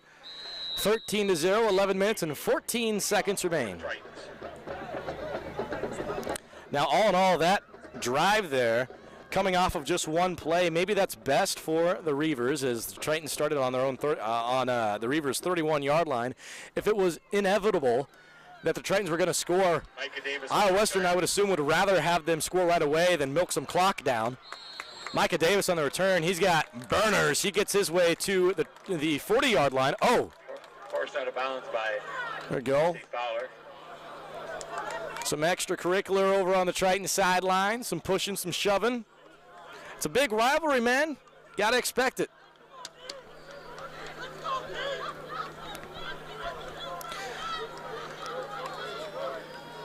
I got to say, also big props to the Sled Dogs. That's the starting 5 offensive linemen for the Iowa Central Tritons. Like I said, this game is going to be won at the line of scrimmage. They've only allowed 3 sacks today. It's phenomenal, knowing what Western averages. In the gun, doubles to the left. Nieders with the first play. It's deflected down by the big cat, Deontay Bryant. Needs pass, incomplete. He's just brewing the cauldron, dude. Knocked down by Deontay Bryant. Bryant's got a sack. He's got a tackle for loss, a solo tackle, multiple gang tackles, a forced fumble, and now a deflection. He's a Swiss Army knife out there, lined up over on the strong side as a defensive edge. Doubles left, shotgun formation, 2 to the right as well. Over the middle of the field, really nice throw, even better catch, caught it mid-stride. Pass complete. Number 8, Roscoe complete Parrish. to Roscoe Parrish, Brought down by Josh. who's a streaky little slot receiver. Josh Tate was on the tackle. Hurry up offense, read option outside, gets past LaJuan Miller. Needens keeps it for himself, roams forward. That's another Reaver first down. Marked out around the 29-yard line. There go the Reavers again. Straight to the line of scrimmage. They want to run another play. Excuse me, that'll be the 28-yard line, 1st and 10. Despite being pushed out of bounds, goodness. In the gun, power set, handoff. Looking to go forward. Hand off to Brian Williams. So handoff went to Brian Williams on an inside zone. Looked like he tried to follow a block of a blocking back. With the stop. LaJuan Miller made up for the last play, Brings up 2nd and 7. getting a tackle there. 2nd and 7 now. Back to pass, looking for the end zone. Oh, that was the 2nd time today J.T. Brown nearly picked off a pass Davis pass. from Needens. As he got even clothesline midair by that wide receiver. It's number 3 on their end. Who's that? L.J. Fitzpatrick. As he wrung him around his neck. 3rd and 7, the clock stopped at 10 minutes and 11 seconds remaining. Ball on the Triton 25-yard line. Hey, boy, J.T. Brown, he's due. He's due for a pick. Throw his way one more time. Better watch out. Twins left, trips to the right. Empty backfield for Needens. Back to pass, looking short. Hit him right in the shoulder pad. Incomplete as it ends up landing in the end zone. Incomplete to Tyshun Jordan. Here's a 4th and 7. Let's go, dude. Now, I tell you what. May want to go for it here. Reavers have missed a field goal Receiver. that was near the same distance as this, just 10 yards closer this time. Down 2 possessions. 4th and 7. They're the 2 seed in the nation. They're upset. They're greedy. They want to go for it. 4th and 7 in the gun. Trips right, lone receiver left. Back to passes, Tritons. Pressure's coming. Lawan Miller is on his behind. He fires, and it is bobbled and dropped. Pass is incomplete. Turnover on downs.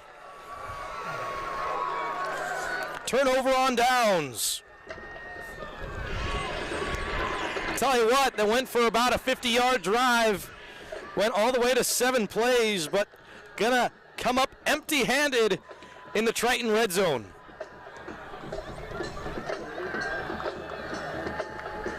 That was Toki, the intended receiver. Tritons now start on their own 25-yard line. Exactly 10 minutes to play in quarter number 3. Lots of action from this Iowa Central offense early. Marker comes out. Has Wilbin to his back hip in the pistol. Doubles on each side. Handoff. That's a lead pump draw for Wilbin. Walter Wilbon on the carry. Here's a workhorse. 2nd and 5 after the pickup of 5. Wilbin muscling through and just following that hole those sled dogs are making once more. Tell you what, Elijah Heatherston was a lead offensive lineman on that one, powering through. Boy. 2nd and 4. Tritons want to upset at home. 9:25 remains. Looking to go up 3 possessions. George Sims goes in motion. Now a cut back. Balance doubles on each side in the gun. Marker looking left. He steps up to avoid pressure. He did avoid pressure. He's still trying to run. Ooh. You're too slow. That's going to be a gain of 2. Marker's on the scramble for no gain. Jackson Filer with the stop. 3rd and 2, 8:55 remains in the 3rd quarter. Pardon me, they gave him a yard and a half on the play, brings up 3rd and 2. 3rd and 2, Cadillac formation. Tritons send out here in the gun. Doubles are spread wide to the left and a lone receiver out to the right. There goes Washington in for a swing pass, looking for him short. Gonna have to roll to his left. Pump fake, still on his feet, running, cruising, moving. He's gonna make his way forward. There is a flag in the backfield. Marker's on the quarterback scramble. There is a penalty marker on the play.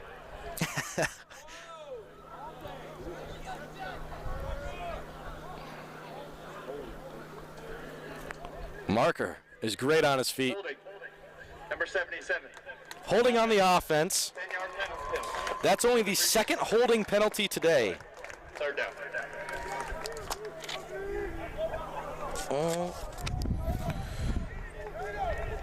That's on Reese Steele, the starting left guard for the Tritons. Here's a 3rd and 12 now. 8:15 remains. The clock is ticking in the 3rd quarter. Tritons are taking their time. That's something that's a big change to begin this 2nd half as well. Tritons are not going to their usual hurry-up offense. They're just kind of in chill-out mode, letting the clock drain a little bit, milking the clock like old farmer boy. Marker takes a shot deep to Isaac as it's just about 3 yards in front of him. Just a little off. Isaac is incomplete. 4th and 12, ball on the 23-yard line. Tritons will come out to punt Down for the Tritons. for the first time this half. Colvin Miller in punt formation. Micah Davis back deep for Iowa Western. Micah Davis back deep to return for Iowa Western, standing on the Reavers 30-yard line. Reavers will be heading into the south with the sun in their eyes to begin this upcoming drive. Tritons punting into the north. Nice snap there, and it's blocked. Uh-oh, jump on it. Heading into the Triton end zone, touchdown. It's blocked.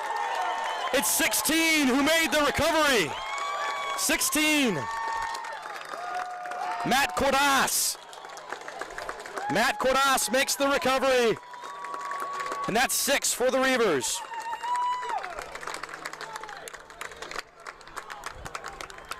Tough it up, bitch! There, you can't make a play and whip off. Let's go! Josh Meyer intercept the extra point. And Reaver fans are on their feet, loud, proud, cheering them on. officials timeout.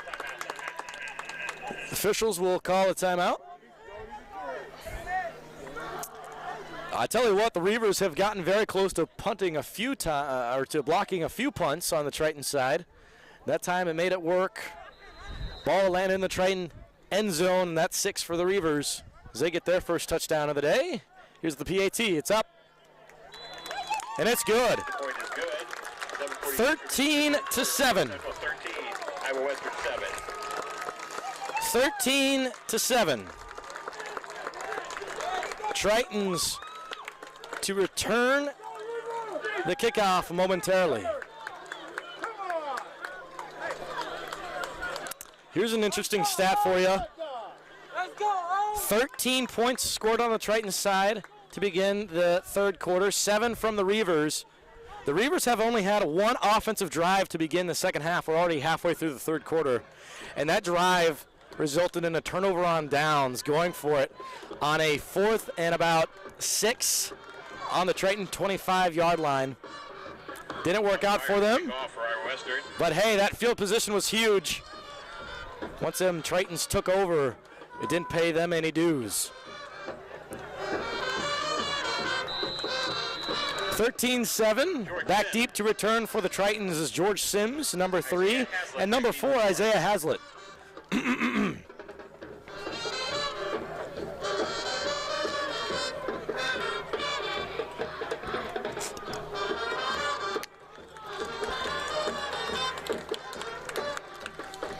Here's the Reaver kickoff, high into the sky, trying to corner him on that 10. Sims returns to the 20, 25, 30, 35, still on his feet, and gets it down to near the 40-yard line. George Sims on the big return.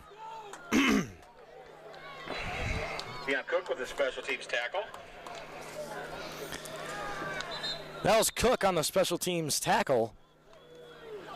Tritons start up on their own, looks like, what's the official rule here? Looks like 39. Tritons start up on their own 39-yard line. Here's the 4th drive of the second half for the Tritons. 7 minutes, 39 seconds remain in the third quarter.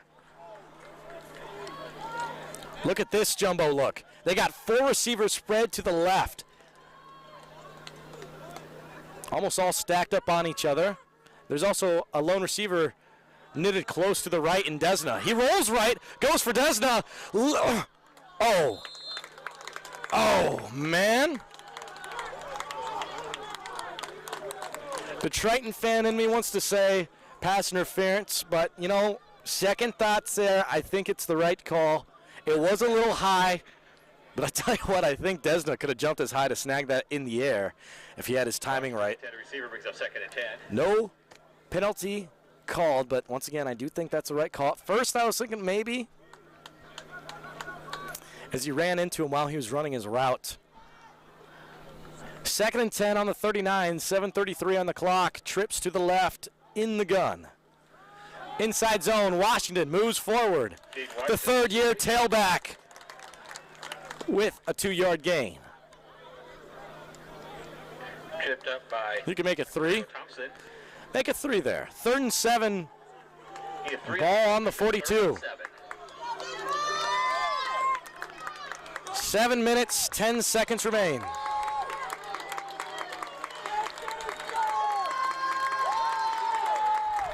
Trips to the left, lone receiver right in the gun. Deep safety. Stacking 4 at the line. Showing zone. Central goes back to pass, and it's going to be incomplete. Incomplete. Tried to set up a swing pass to Jaden Washington. It's going to be a 4th and 7 on the 42.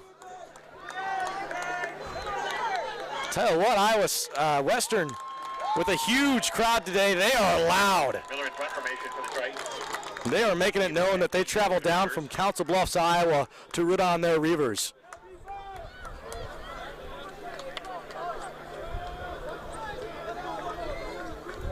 (13-7), 6 minutes, 49 seconds remain. Tritons with a back-to-back, 3 and out. It's a kick, it's up. Nearly blocked it again. Got it down to the 15-yard line. Micah Davis on the return.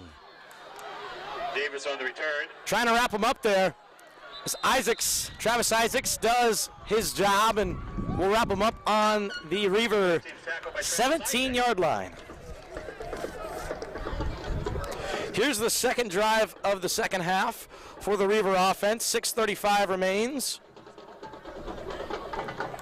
Ball on the 17-yard line on the white and black side. What a ball game we've had. Iowa Western takes over first and 10 at their own 20. It's that time, B. In the gun. Blocking back in the set. Directly in front of the tailback. Doubles, strong side, lone receiver out left. Looking to the left, firing. Gonna be an incomplete pass.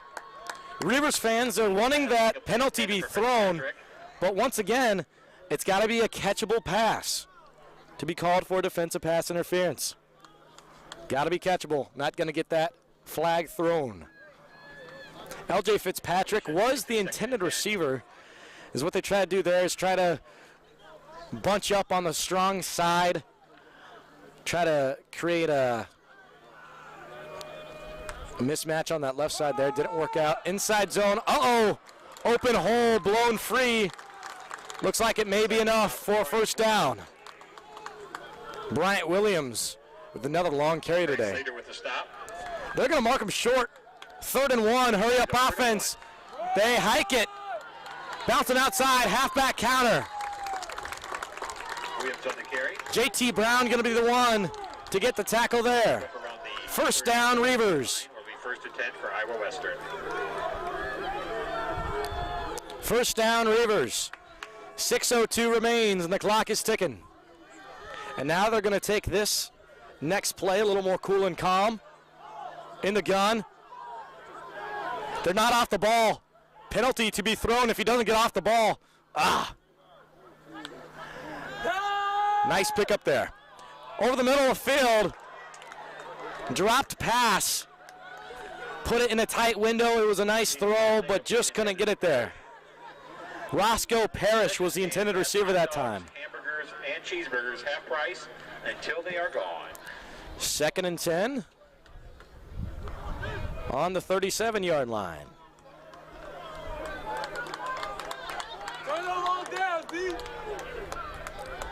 They'll show trips to the strong side.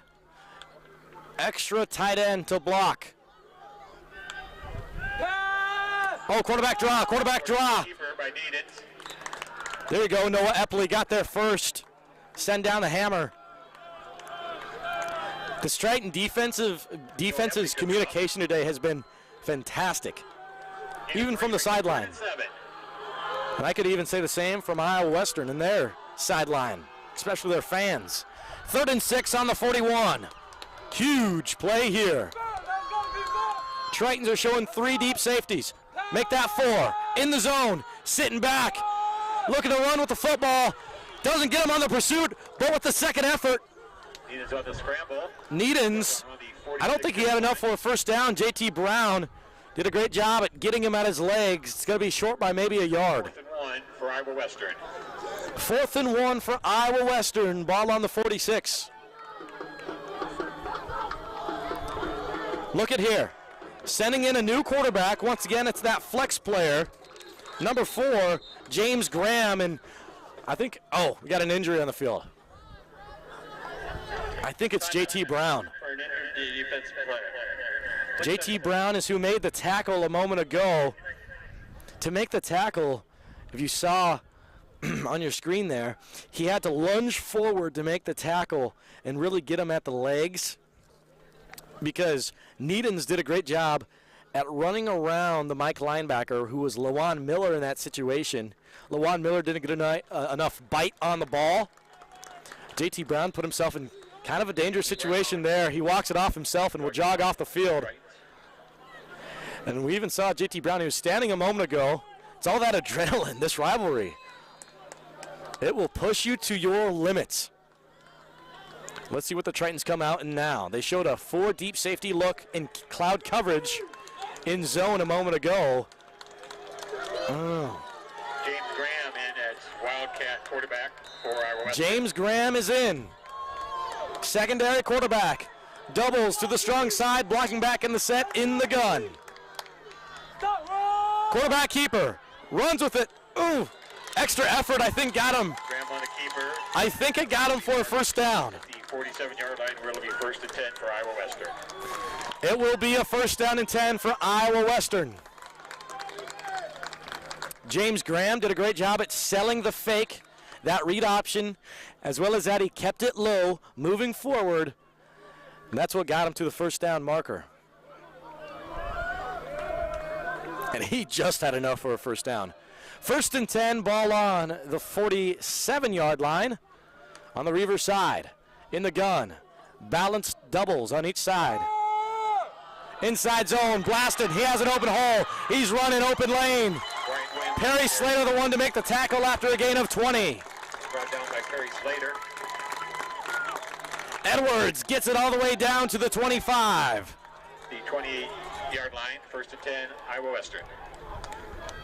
In the gun, back to pass. Fire over the middle of the field. That was a pass deflection. Passing. Jacob Camacho got his hand on it, swatted it down. And that was perfect. Uh-oh, looks like Camacho's holding a shoe now. Looks like Camacho's shoe came off. Uh-oh. Officials timeout. I think it's a shoe. Yeah, it looks like he's trying to re-get his shoe there. Thank you. It's a good ruling there. Great job by Camacho to signal it to the ref. He had to make that signal over there.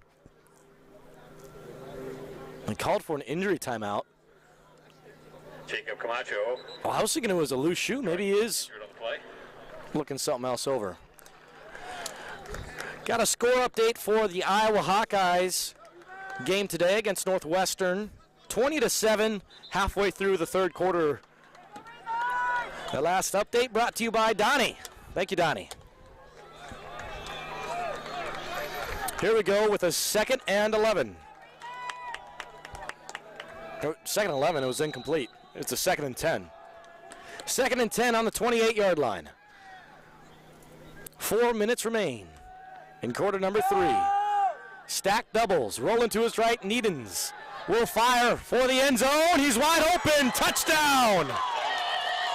Touchdown, touchdown, touchdown! Patrick with the reception. LJ Fitzpatrick gets in. Looks like a Reaver offensive lineman is down. Inward offensive play. Please set the play to 25 seconds. Thank you. And just like that, tied all up at 13.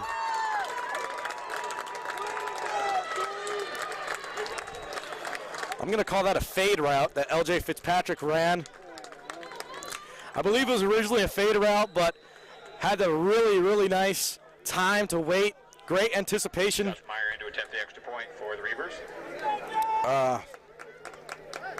Great anticipation by Needens, who's just a true freshman, by the way, as he threw it right in there on a soft spot of the defense on the Triton side. 10 remaining in the 3rd quarter. Iowa Western takes the lead 14-13. Just like that, Iowa Western scores 14 unanswered. 14-13, they take their first lead of the ball game. 3 minutes and 49 seconds remain in 3rd quarter.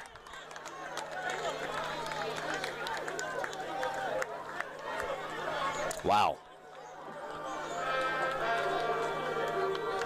All right, Iowa Central. Let's tune up the band here. Got to get something going.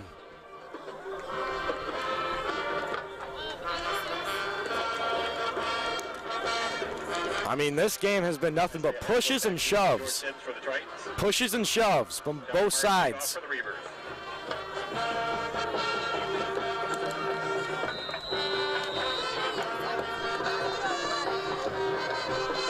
Tritons down 1 score from a missed PAT. It's 14-13, Iowa Western.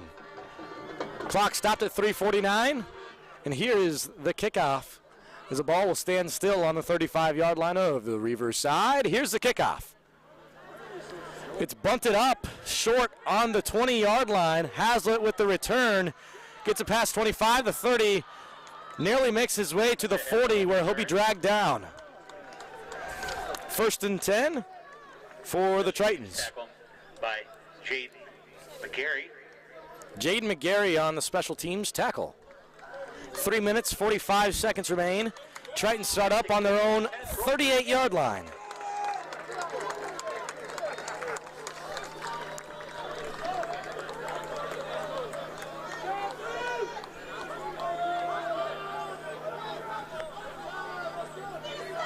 In the gun, double spread to the left.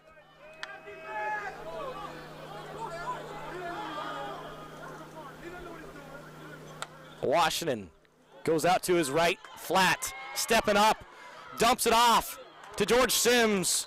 It's going to be blasted. It will be a gain of at least 4. Maybe he'll give him 5 on an extra effort. And you can feel it in the air, tensions. Whew. 2nd and 5, ball on the 43-yard line on the Triton Bay. Trips, gonna send Sims in motion. Still line back up in the slot. Washington gets the handoff, moves forward and out of bounds. Washington on the carry. Oh, extra shove. Looks like Heatherston. Flags are thrown. There haven't been any personal fouls today. That might be the first. I just caught the tail end of it, of Heatherston getting up, kind of putting his arms up in the air.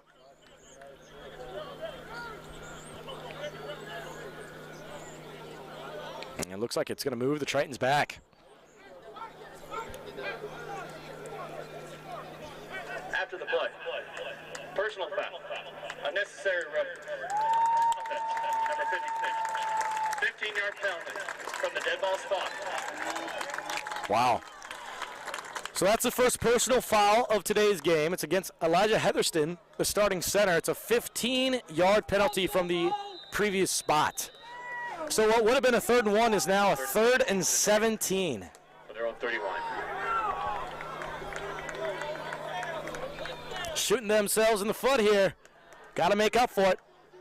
Doubles outright. Receiver spread to the left. In the gun. Marker back to pass. Fires over the middle for Hogue. Oh, they're saying he got it? No. Some extra shoving there down on that 25-yard line.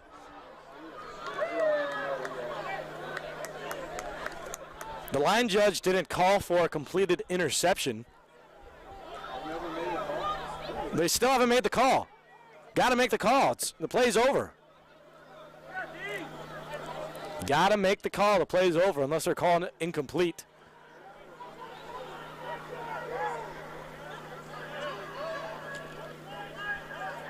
The ruling on the field is an interception by the defense.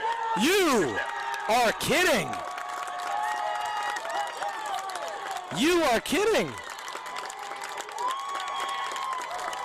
Wow. Interception by the defense. It's number 2 who makes the 22 that makes the play. Ryan Rees, excuse me.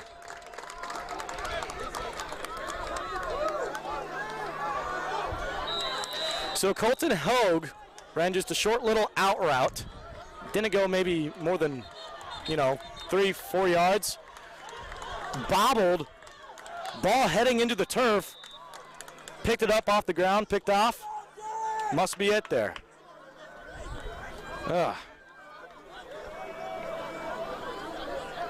2:38 remains. The Reavers set up. Post interception on the Triton 35-yard line.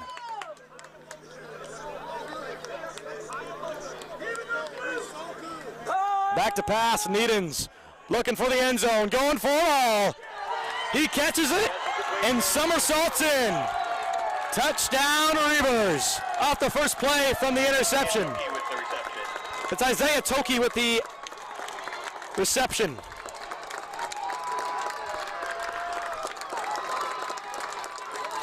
Ran a simple streak route, got past Tate, got into the end zone. Meyer in to attempt the extra point. 2013 before the PAT.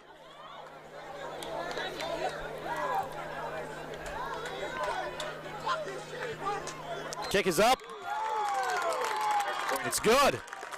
The Reavers score 21 unanswered after the Tritons had 13 unanswered to begin the second half. Reaver fans, get on your feet, loud and proud. See them standing up there cheering on their squad. 21-13, 8-point lead from the Reavers. But hey, learn from the Tritons. Do not get in your head. If you're the Reavers, rooting for the Reavers, got to keep on stepping on the brakes, on the gas. Tritons didn't do that, and they've allowed 21 unanswered. Haslett and Sims back deep for the Tritons. Fire kicking off for the Reavers.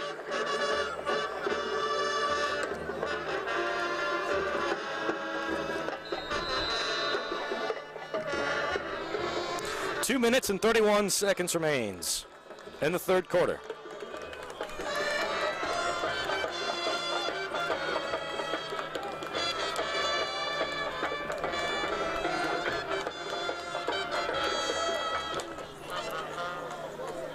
Big kick. Gonna go towards the 15. Returned by Haslett. Big hit. Huge hit. That's by 13, I think I saw. Elijah Benson with the special teams tackle. Nope, that's Elijah Bitson with the tackle. 1st and 10, Iowa Central. They'll start up 1st and 10 Tritons near their own, yard line. on their own 28-yard line. 2:27 remains in quarter number 3. Plenty of time to improve.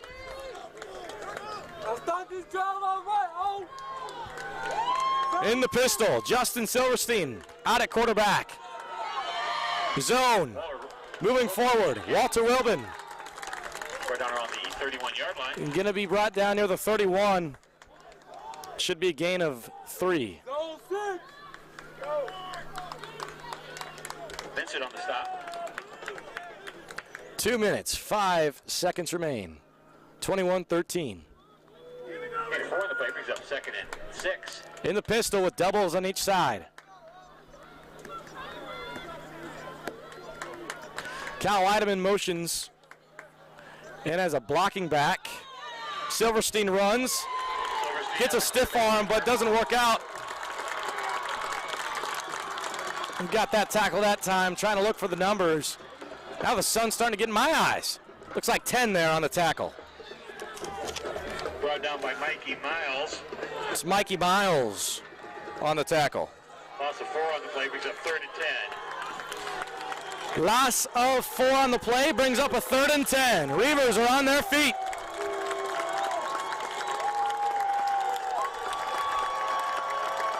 In the gun. Twins spread wide on each side. Silverstein is in the gun. They'll send Wilbin in motion. Back to pass. He's got pressure early. Rolls right. Looks for something. Fires for Desna. Makes the grab in bounds. He's got him. Makes the catch and more. Enough for another Triton. First down with 55 seconds remaining in quarter number 3.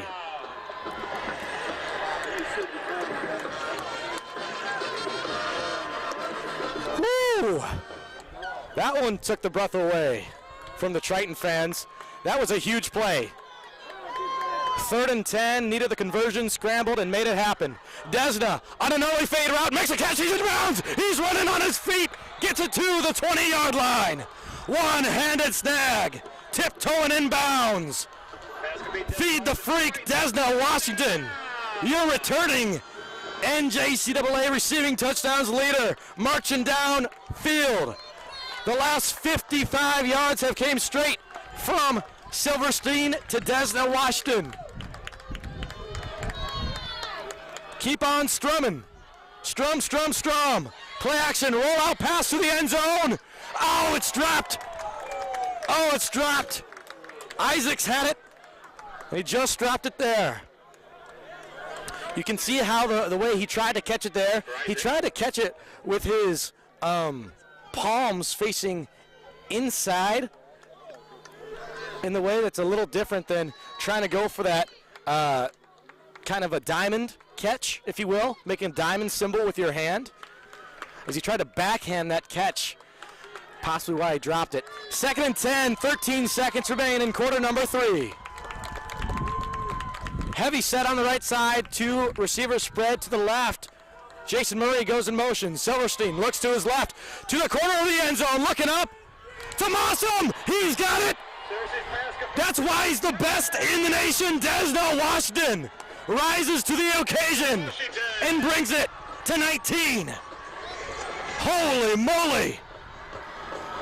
Feed that freak. Desno Washington was everything that drive. 3 receptions, 72 yards. Mark it down, as this drive was all Desno Washington. Holy smokes.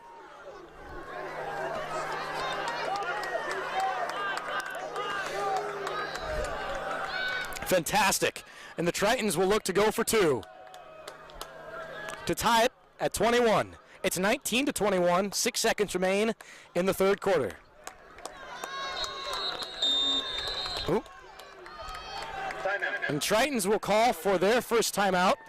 Excuse me. Iowa Central and the Reavers both have 2 timeouts remaining, as they got to think about this carefully on how they'll go for 2 here.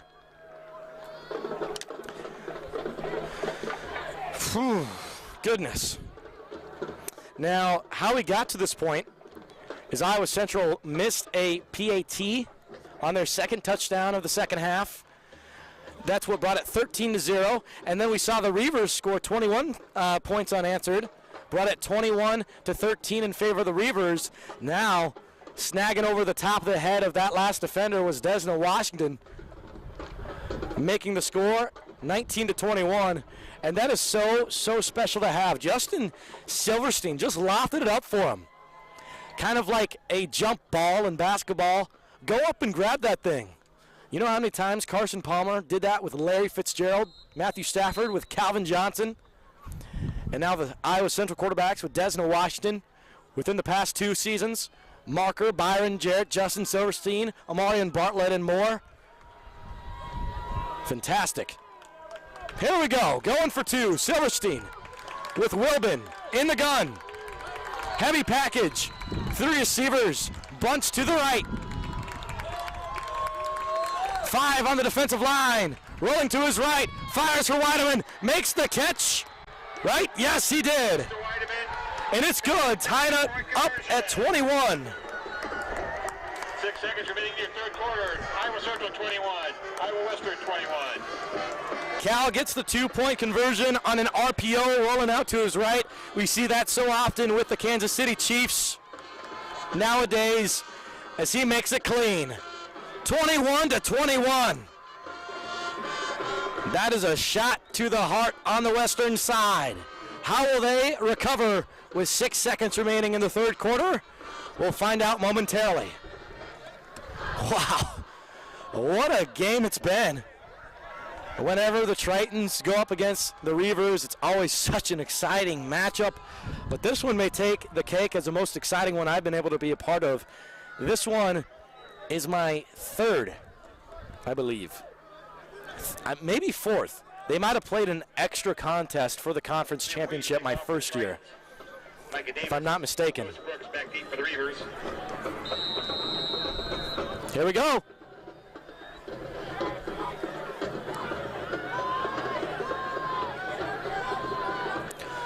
$21 all, 6 seconds. Wayhe's kick is pooched up towards the 25.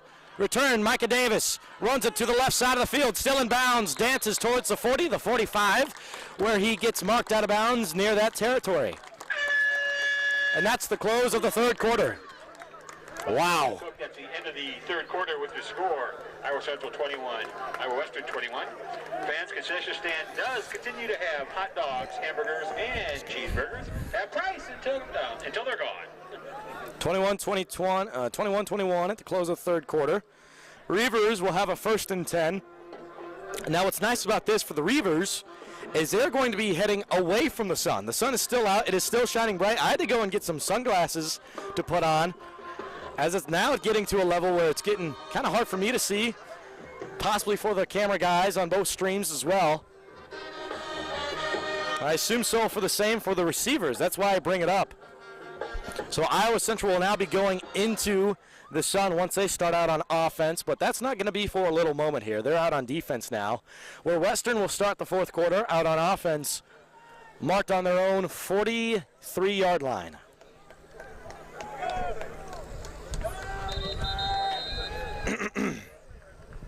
"15 minutes on the clock.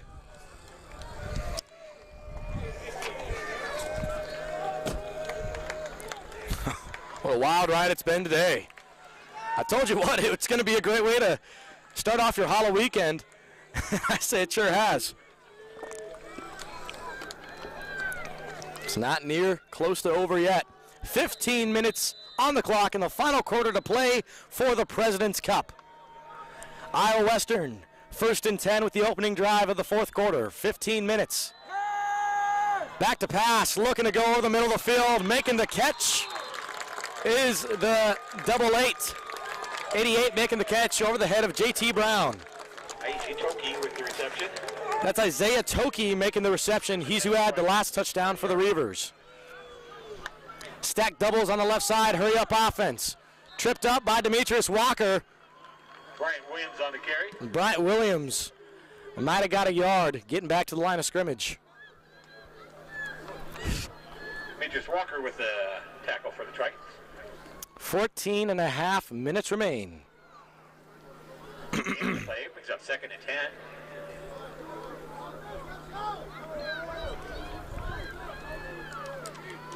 Let's go, dude. In the gun, doubles on each side. Tritons are showing a cloud zone with a 4-3 look this time rather than a 3-4. Lunged for that tackle, didn't get it. Second effort, Noah Epley was there Josh Tate on the stop for the with Josh Tate, who made the conclusive tackle. Going to give him a gain of 2. 2 on the play brings up 3rd and 8. That'll bring up a 3rd and 8 from the 28-yard line. 13:45 remains in the fourth quarter. You better believe each side is on their feet, cheering on their side. Spread doubles. In a wing to look. Back to pass, looking over to the middle. Just a short little in route. Looks like going to drag enough for a first down. That's Micah Davis who made the reception. Pass is complete to Micah Davis. Oh, and look at this spot. Put him just an inch short of the first down again. Half yard short brings up 4th. Goodness. Inches. 4th and inches for the Reavers. Very unlucky spot for the Reavers. Huge play as the Reavers will look to go for it. Now the Reavers are known to motion a lot of men as well as that, but to go for these hard count situations, the Tritons must be disciplined right here. Must be disciplined. 2 blocking backs in the set. In the pistol. Doubles to the left. 4-4 look for the Tritons. Handoff. He'll lunge forward. First down. Williams on the carry. Noah Epley had him in pursuit. 1st and 10. And another offensive lineman will go down. Official stop. On the Reavers side, holding his left ankle is number 78. Thank you. That's Trevor Brock, starting right tackle for the Reavers. He went down holding his left ankle. Can only hope the best for that situation. Hope he's okay.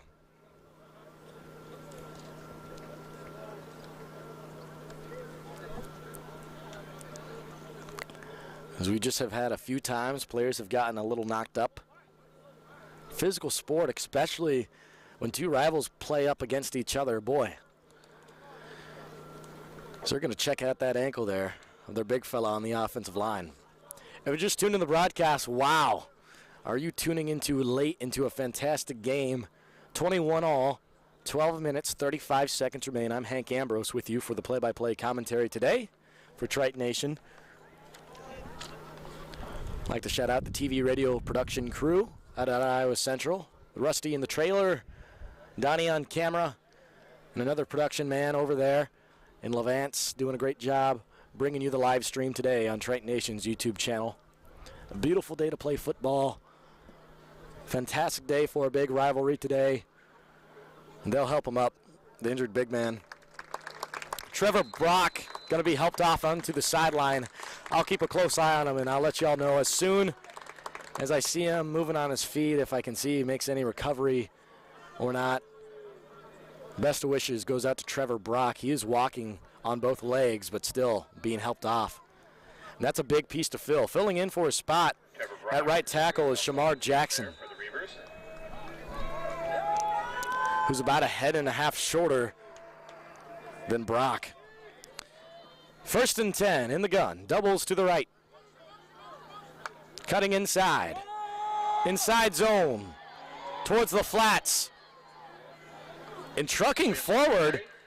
What looked like it was going to be a loss of 2. May have been a gain of 2. Buddy Fowler there to help bring him down for the try. Well, I thought 2. They'll give him 1. Here's a 2nd and 9 now from the 19-yard line 2 on the play, brings up 2nd and 8. in Triton territory.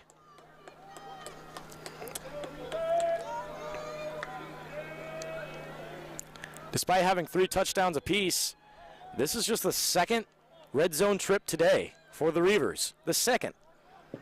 11:45 remains. Motion a man out. Empty backfield for Needens. Back to pass. Looking short. He'll fire. Tritons are getting beat up on their zone coverage now, as Reavers have gone to a look these past few drives on just a little dink and dunk look. It's working really well for them. I mean, all you need is a pickup of 5 yards every play. And that's what the Reavers are thinking here. Iowa Western. 1st and goal for the first time today for any side. Reavers with 11 minutes, 15 seconds to go. Looking to take their lead back. We're tied at 21. Trips are balanced to the right. There they go, sending a man in motion, but tracking back in the slot is Roscoe Parrish. Halfback counter, wrapped up. It looked like Epley. It was no Epley on the tackle.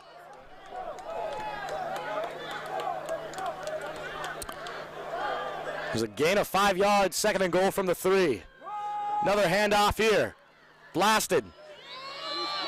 Oh, he's going to be so close. Williams on the carry. To bite my tongue for a second. Just outside. I was ready to call for a gain of nothing, but that extra effort has been great today. 3rd and goal on the 1-yard line. In the gun. Trip stacked to the right. Read option. Looking to get him. Perry Slater on his wheels. Got to pursue him down, and walking into the end zone is Needens. Needens scores.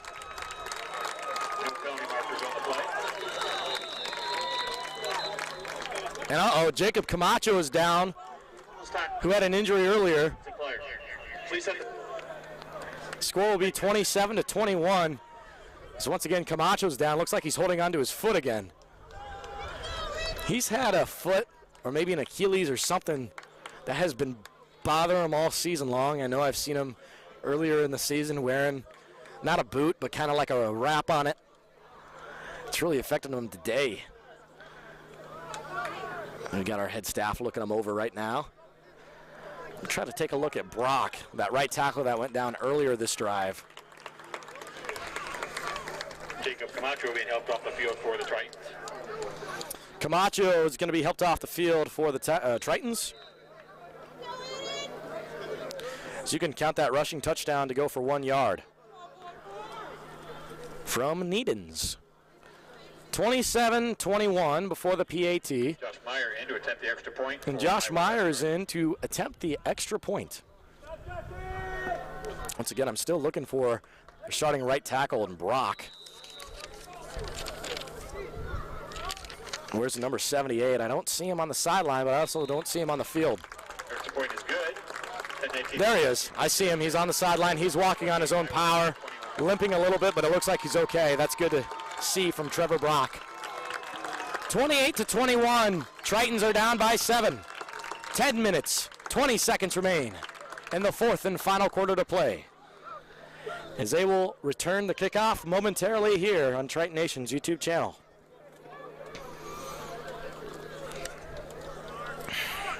So much drama today.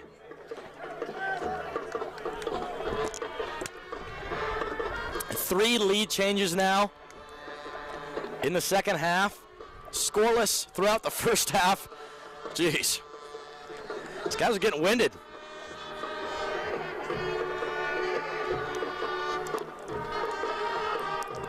Meyer to kick off for the Reavers. Hazlitt and Sims back deep for the Tritons.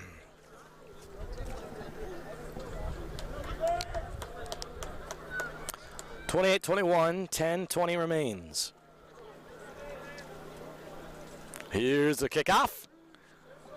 Booted back deep over the head of Sims into the end zone. Iowa Central takes over first and 10 at their own 25-yard line. The Tritons will take over with a first and 10 at their own 25-yard line.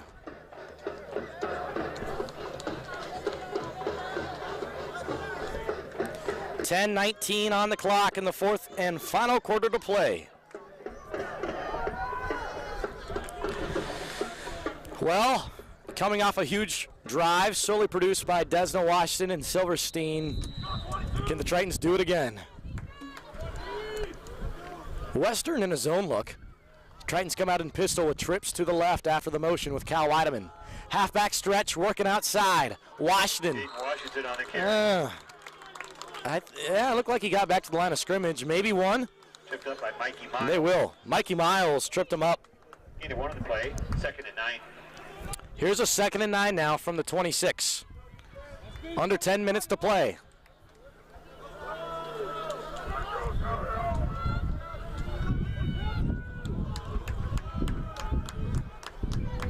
In the pistol, doubles. Back to pass, Silverstein rolls right, fires. He'll just throw it away.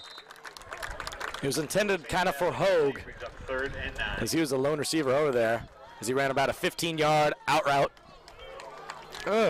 3rd and 9 now. What do you do here? You ought to think that they're going to put man coverage on Desna Washington with a free safety up on top of him too. 28-21 Reavers. Tritons football on their own 26. 9:38 remains. Free play. Take a shot. There you go. Desna. It's through his hands, but it was a free play. That's going to bring it to a 3rd and 4 now. I've been waiting for one of those free plays for so long. How many home games have we been through this season? Is this 4? 1, 2, 3, 4. 5. 5 home games so far this season. 5 I've got a broadcast so far for the Tritons. I think that's the first free play I've got to say all season long. And I've been looking for it. So finally the Tritons get one. That's going to move them up 5 yards. Indication offsides against Iowa Western. 5-yard penalty brings up 3rd and 4. 3rd and 4 for the Tritons. 9:34 remains on the clock. Tritons down 7 on their own 31-yard line.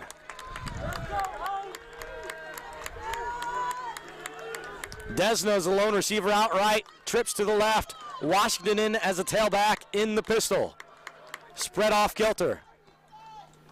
Send him in motion. Looking for a swing. Back to pass. A lot of time. Steps up. Dumps it off. I think it's Isaacs who makes the catch. That's his first catch of the game, if it is. Pass complete to Hazlitt. That'll move to James. Oh, it's Hazlitt. Isaiah Hazlitt makes the catch and has enough for another Triton first down. Gain of 10 yards. Or 10 yards. 7 yards. Getting ahead of myself here. 9:15 remains, 1st and 10. Ball on the 37-yard line. Empty backfield. Back to pass over the middle of the field. Desna catches in stride. Deep slant route going to be enough for another Triton. First down. First down.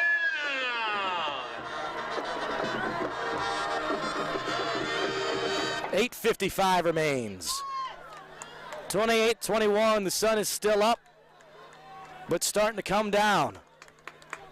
Glistening in the eyes of the Tritons moving into the south. trips left. Shotgun formation. Inside zone. Extra effort. Got him back to the line of scrimmage. Washington, another one of those backs that will never go down on that first tackle, that first contact. Ain't no way. 2nd and 10 on the 48-yard line on the Reavers side. 8 minutes and 15 seconds remain. Twins on each side. Balance to the left. Back to pass. Uh-oh, looking for a sack. Fumble, gotta get on the ball, gotta get on the ball. It was a fumble. Call the play dead. Well, regardless, the ball goes out of bounds. It looks like we got a Triton down. I don't see the number. It looks like an offensive lineman. Uh-oh.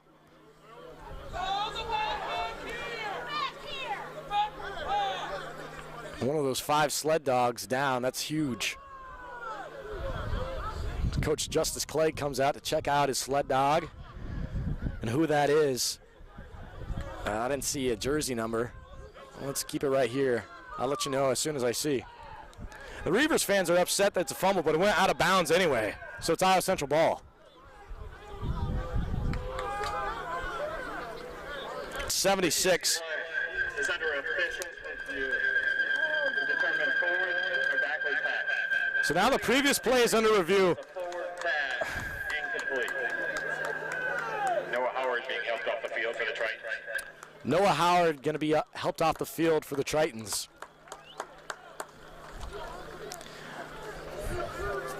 Here's the thing. I don't personally have a problem if it's a fumble or an incomplete pass. No matter what, it's going to be Triton ball. But in the play, if you're the head official, a line judge, or anything, and you call for it as an incomplete pass, you blew the whistle dead, then you have to stick with an incomplete pass. You can't check that over, because then what that's going to do is that's going to make the Tritons lose a few yards if it was a fumble. Now, yes, that's totally fine. If that would have been the original call, but you stopped the guys from moving when you called the play dead.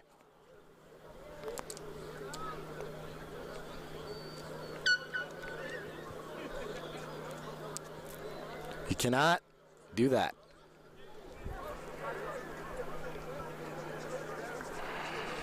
You really want to wait until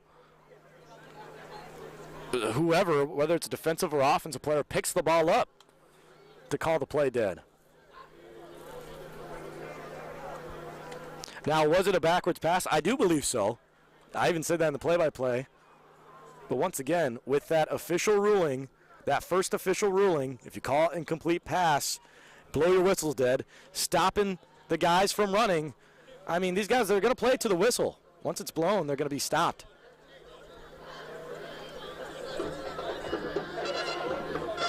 Eight minutes, 2 seconds remain. Waiting on the call here, if it's a backwards pass or not. 28-21. After review, the ruling on the field is overturned.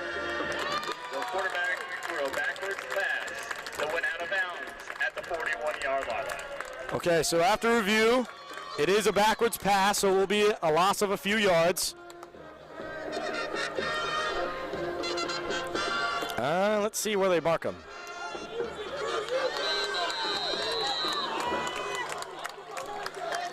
Third and 21. As a result of the play being reversed, it'll be 3rd and 21.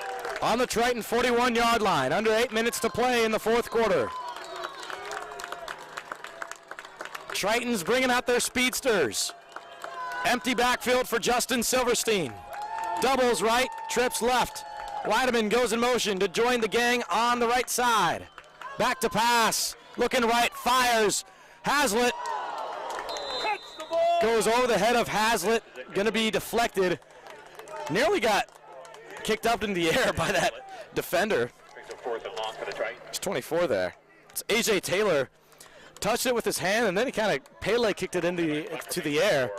Hazlitt could have made it possibly another second effort catch. But it drops to the ground, making it incomplete. 4th and 21 on the 41. 7:33 remains. Micah Davis back deep for Iowa Western.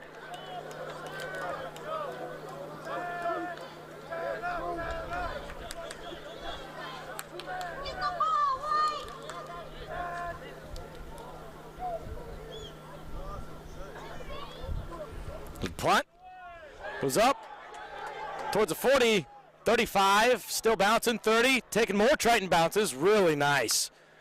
Tritons got all they needed out of that last punt. Reavers going to set up, looks like inside the inside their 20-yard line. Over first and 10. That last drive by the Tritons went for 5 plays, resulted in a punt.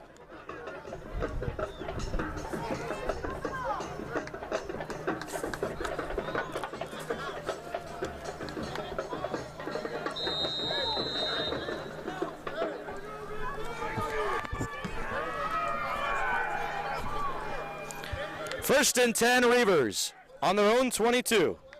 7:21 remains. Going to the flats, incomplete. Penalties thrown. Oh, man. I looked down at my stats for 1 second. Pass is incomplete. Oh, man. Marker on the play. Late penalty mark on the play. I hear boos on the Triton side and cheers on the Reaver side. Must be against Tritons. Personal foul. Roughing the passer. Oh, it's roughing the passer. Number 97. 15-yard It's against Cody Schmidt, interior defensive lineman of the Tritons. Roughing the passer, first and 10, and an automatic 15 yards from the spot of the foul.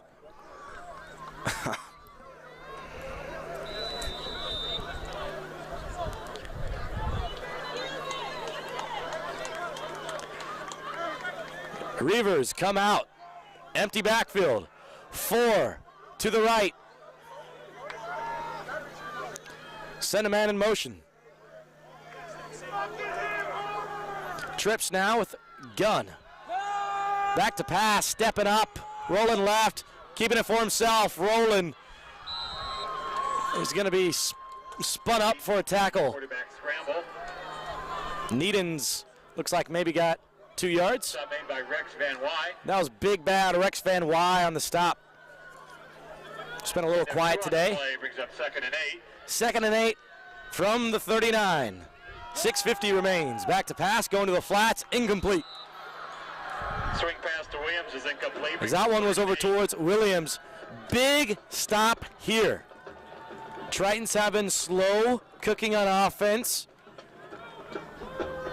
Need a stop here on defense. In the 4th quarter, the Tritons have been their biggest Achilles heel.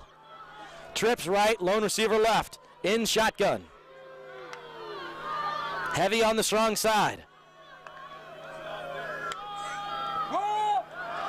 Inside zone. Gonna have enough. Great play, great design. Williams. Got the Tritons when they weren't expecting it. Short of the first down, brings up 4th. That's short too? Wow, Western is getting really unlucky on these calls. It's 4th and inches. Reaver fans are not happy. Oh my goodness! Savagery! Picked the ball up and moved it back. Oh my goodness! Wow! And that's a bird from the ref. Holy smokes! I've never seen that. 4th and 1. Holy smokes! Each team has 2 timeouts remaining. 5:55 remains. Reavers are milking it down to the very last second to take a timeout. Still 5 seconds on the play clock. It looks like there's going to be 5:37 once they call that timeout. 5:38. Timeout. Iowa Western. 5:38, 4th and 1. If there is one thing that hasn't gone the Reavers' way, it's for sure these first down markers. There has been, I feel like there's been 5 times where I've said, that's enough for a first down mid-play, looking like it would be well over enough, and then it ends up being short by inches or a yard because of the spot.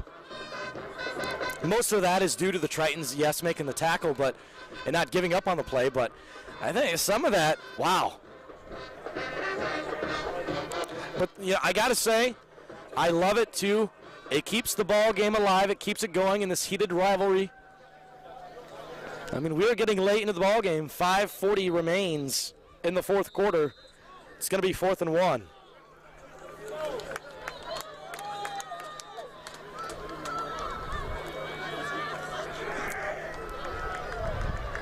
Five seconds. Wait, oh no, that's coming out of the play clock. Or the timeout, my bad. 28-21, Reavers have a 7-point lead. 5:38 remains in the 4th and final quarter to play. 4th and 1 from the 46. They send out Williams. Quarterback, oh my goodness, flags are thrown. Triton fans are ecstatic on their feet. I don't know what the call could be here. I personally didn't see a jump. Dead ball. False start. Offense. False start on the offense. 5-yard penalty. Remains 4th down. It's going to remain 4th down, and that's huge. Now, I'll tell you what, whistles were blown when they called that play dead. It was a dead ball foul, but the guys still continued to go with it. Might have had enough for it. For 5 minutes, 38 seconds. 5 minutes, 38 seconds remains in the fourth quarter.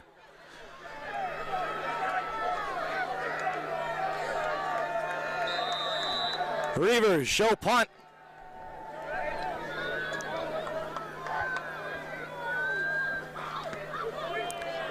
Pooched up towards the 17. Hazlitt on the return. Shoelace tackle on the 20.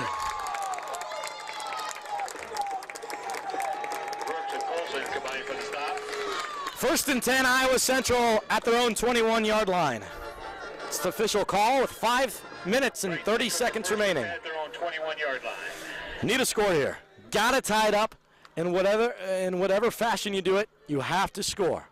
Silverstein sticks in as the quarterback to come out this drive.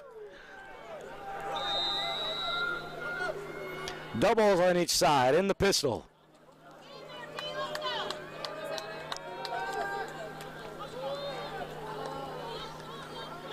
Pistol. Inside zone, handoff. Went towards the gut. Might be a loss of a few.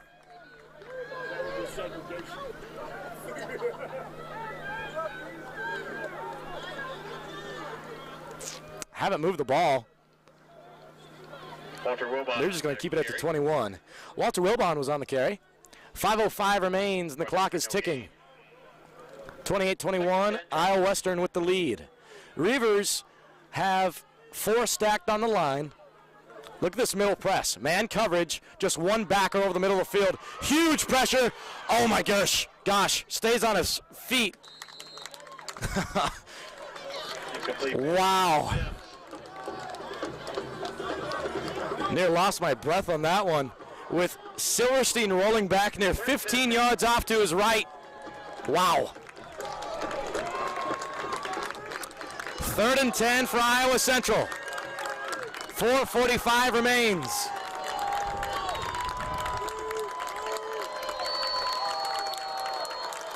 Doubles right, lone receiver left. In the gun. Back to pass. Going right, fires. Deflected out of bounds. Pass was intended for George Sims. Huge stop. By Arturo Thompson. Oh, wow. What do you do here now if you're the Tritons? Started this drive. 4th and 10. 3 plays, haven't gone for any yards. It's 4th and 10 now. Down 7 with 4:42 to play. Tritons show out in a punt formation. Ugh. Davis back deep for the Reavers. Gotta be grit here.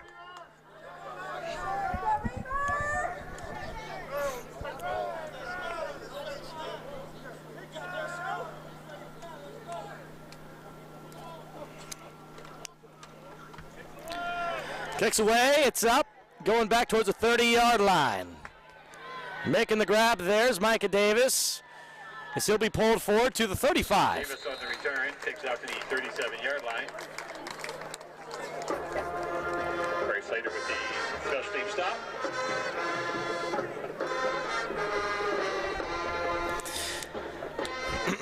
Here we go. 4 minutes, 29 seconds to play in the fourth quarter. On the 37-yard line for the Reavers.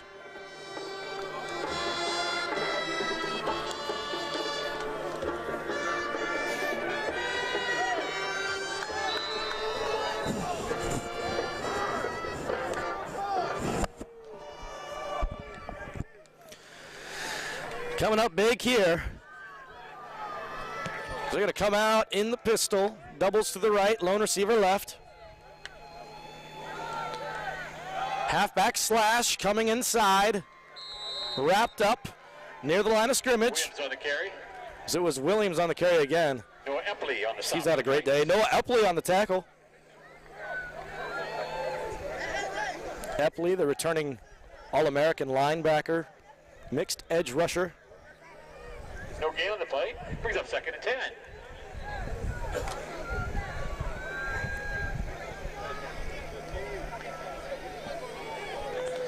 Under 4 minutes to play here in the gun. Showing doubles to the right and a lone man to the left with a blocking back towards the weak side of Tritons. Oh, there he goes, motioning him into the strong side now. Inside zone, countering it back. Demetrius Walker on the tackle. Williams on the carry. So that was Williams on the carry. Let's see where they spot him. Timeout from Iowa Central. Iowa Central has just one timeout remaining. The Reavers have one timeout remaining as well. 3 minutes, 34 seconds remain in the fourth quarter. You really, really, really need a stop here. I mean, you get a stop here, even if it's a yard shy and you get it rushed to like a 4th and 1 and the clock still moves. If you get it within 2 minutes and 50 seconds, meaning the punt, or 2:45, 2:40, whatever it may be, you know, that's more than enough time to march downfield and score. Proven by every touchdown score besides that blocked punt has came off of just one big play ripped off over the middle. Result of the last play brings up 3rd and 8 for Iowa Western. 3rd and 8 for Iowa Western. 3:34 remains. It's 3rd down and 7. Ball's on the Western 40-yard line. Tritons are pressing the box. Doubles right, lone receiver left. Keeper, quarterback draw. Getting there first and sniffing him out was Walker. No. That was someone else. That was Bryant, I believe. Quarterback keeper rolled down at the 45. We've seen Walker do that so many times today. I expected it to be him again. 4th and 4. That makes it even more impressive with it being Bryant as an edge rusher to come off the line, move his hips in a way that he follows the quarterback like a mic, getting the tackle. Great stuff. 3 minutes remain exactly in the fourth quarter, and it's ticking down. Haslett dropping back deep for the Tritons. Reavers can milk the clock all the way down to 2 minutes and 40 seconds remaining before they snap the ball. Tritons have one timeout remaining. The Reavers also have just one. Snaps off. The punt is up. Haslett back to return. Fair catch by Haslett at the Fair catch made at the 15-yard line. Need to go 85 yards. This is the drive to do it. It's do or don't right now for Iowa Central to tie it up. 2:37 on the clock. Officially on the 16-yard line. Wow, 1st and 10. They send out Silverstein, Washington as a tailback. Trips left. Desna stands alone to his right.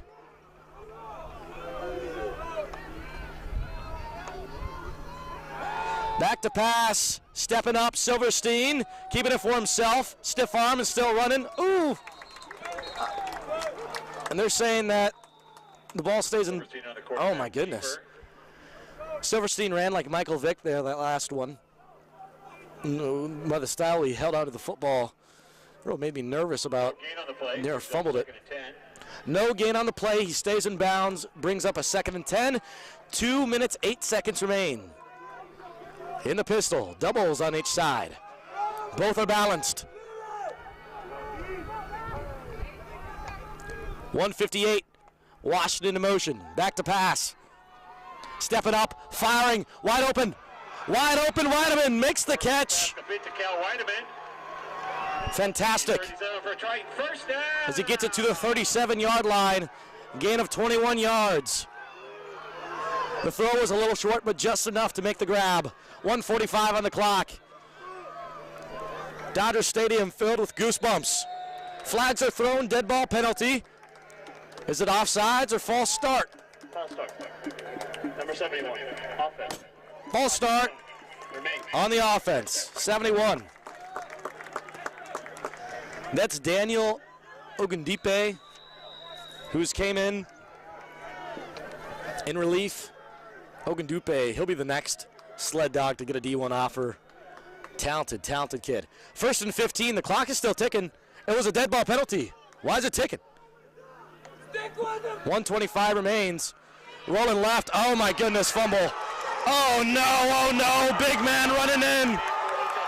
That's gonna put the ribbon on the present.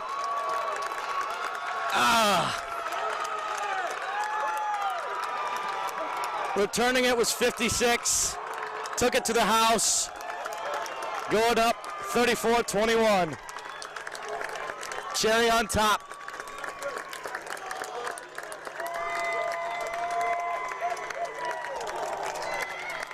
As you can hear the crowd on the Reavers side, ecstatic from that one.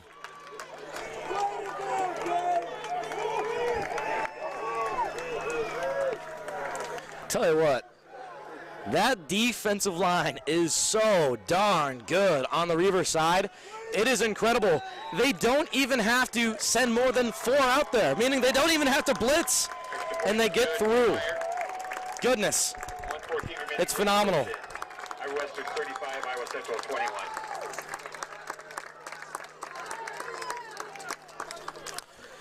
(35-21). Each team has 1 timeout remaining. Reavers up by 14 as the PAT is good.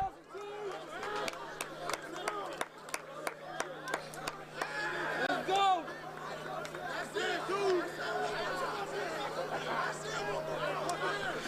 Now Tritons do have enough to drive downfield quickly, get an onside kick recovery, and then try to do the same thing. Never say never. Especially in a blue-blooded rivalry. Tell you what, though, that last fumble certainly took the air out of the room over on that west side. For the Reavers.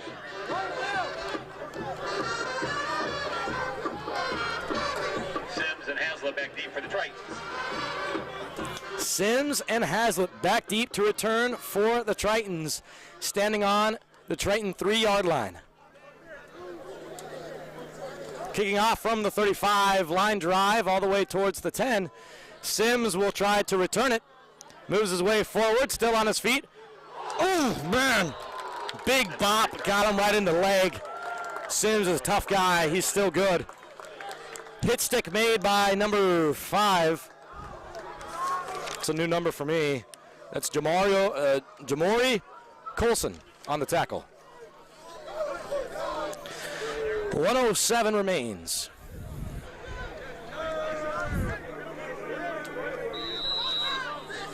Let's go, Reavers!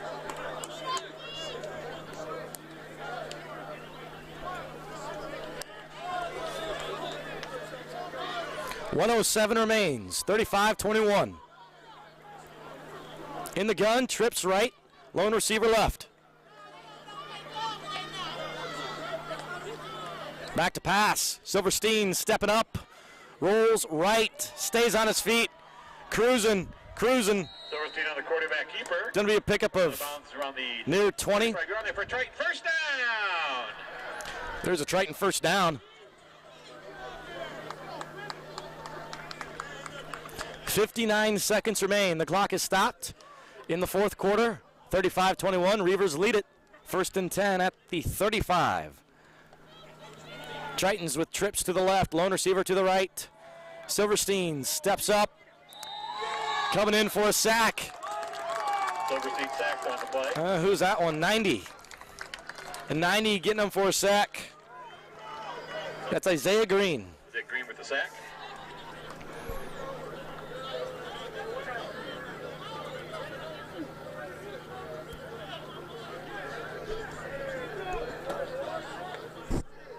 .30 seconds remain. Back to pass. Fires right. Out of bounds and away for Desna Washington. Pass incomplete. Headed for Desna Washington. Brings up 3rd and 15. Let's go, T-Rex! Interception! Woo! 27 seconds remain. It's 3rd and 15.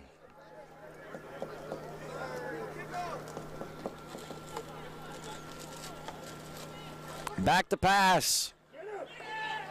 Oh, falls down. That's going to be another sack. 3 in a row. For a loss. Sack credited to Jalen Pettis-McMullen. Jaden Pettis-McMullen will be accredited with the sack. 10 seconds remain in the ball game. That should wrap it up. Be the final play of the ball game. Final score: Iowa Western 35, Iowa Central 21. 35-21. Iowa Western wins it. This is the Tritons' last. It was awfully close. Iowa Western may stick at number 2 in the nation as they take over and get Forward to finding out who they will the President's Cup grab against bowl. for the 2022-2023 season. What a ball game it was today. Iowa Central came to this one 13th in the nation. We'll see where they end up. Moving forward, Iowa Central will have one more regular season contest November 5th, where they'll be on the road taking on Highland Community College. This is the last home game of the season. Now, if the Tritons make the Graphic Edge Bowl, which it looks like they more than likely will, we will more than certainly broadcast that one for you out at the Unidome in Cedar Falls, Iowa. Otherwise, that's going to wrap up the broadcast for us today. Before I go, thank you for all the listeners tuning in, and thank you for all the help I had today from the Iowa Central TV radio production team, from Donnie, from Levance, and Rusty in the trailer. Thank you oh so much. I'm Hank Ambrose for Triton Nation. Till next time, catch you later.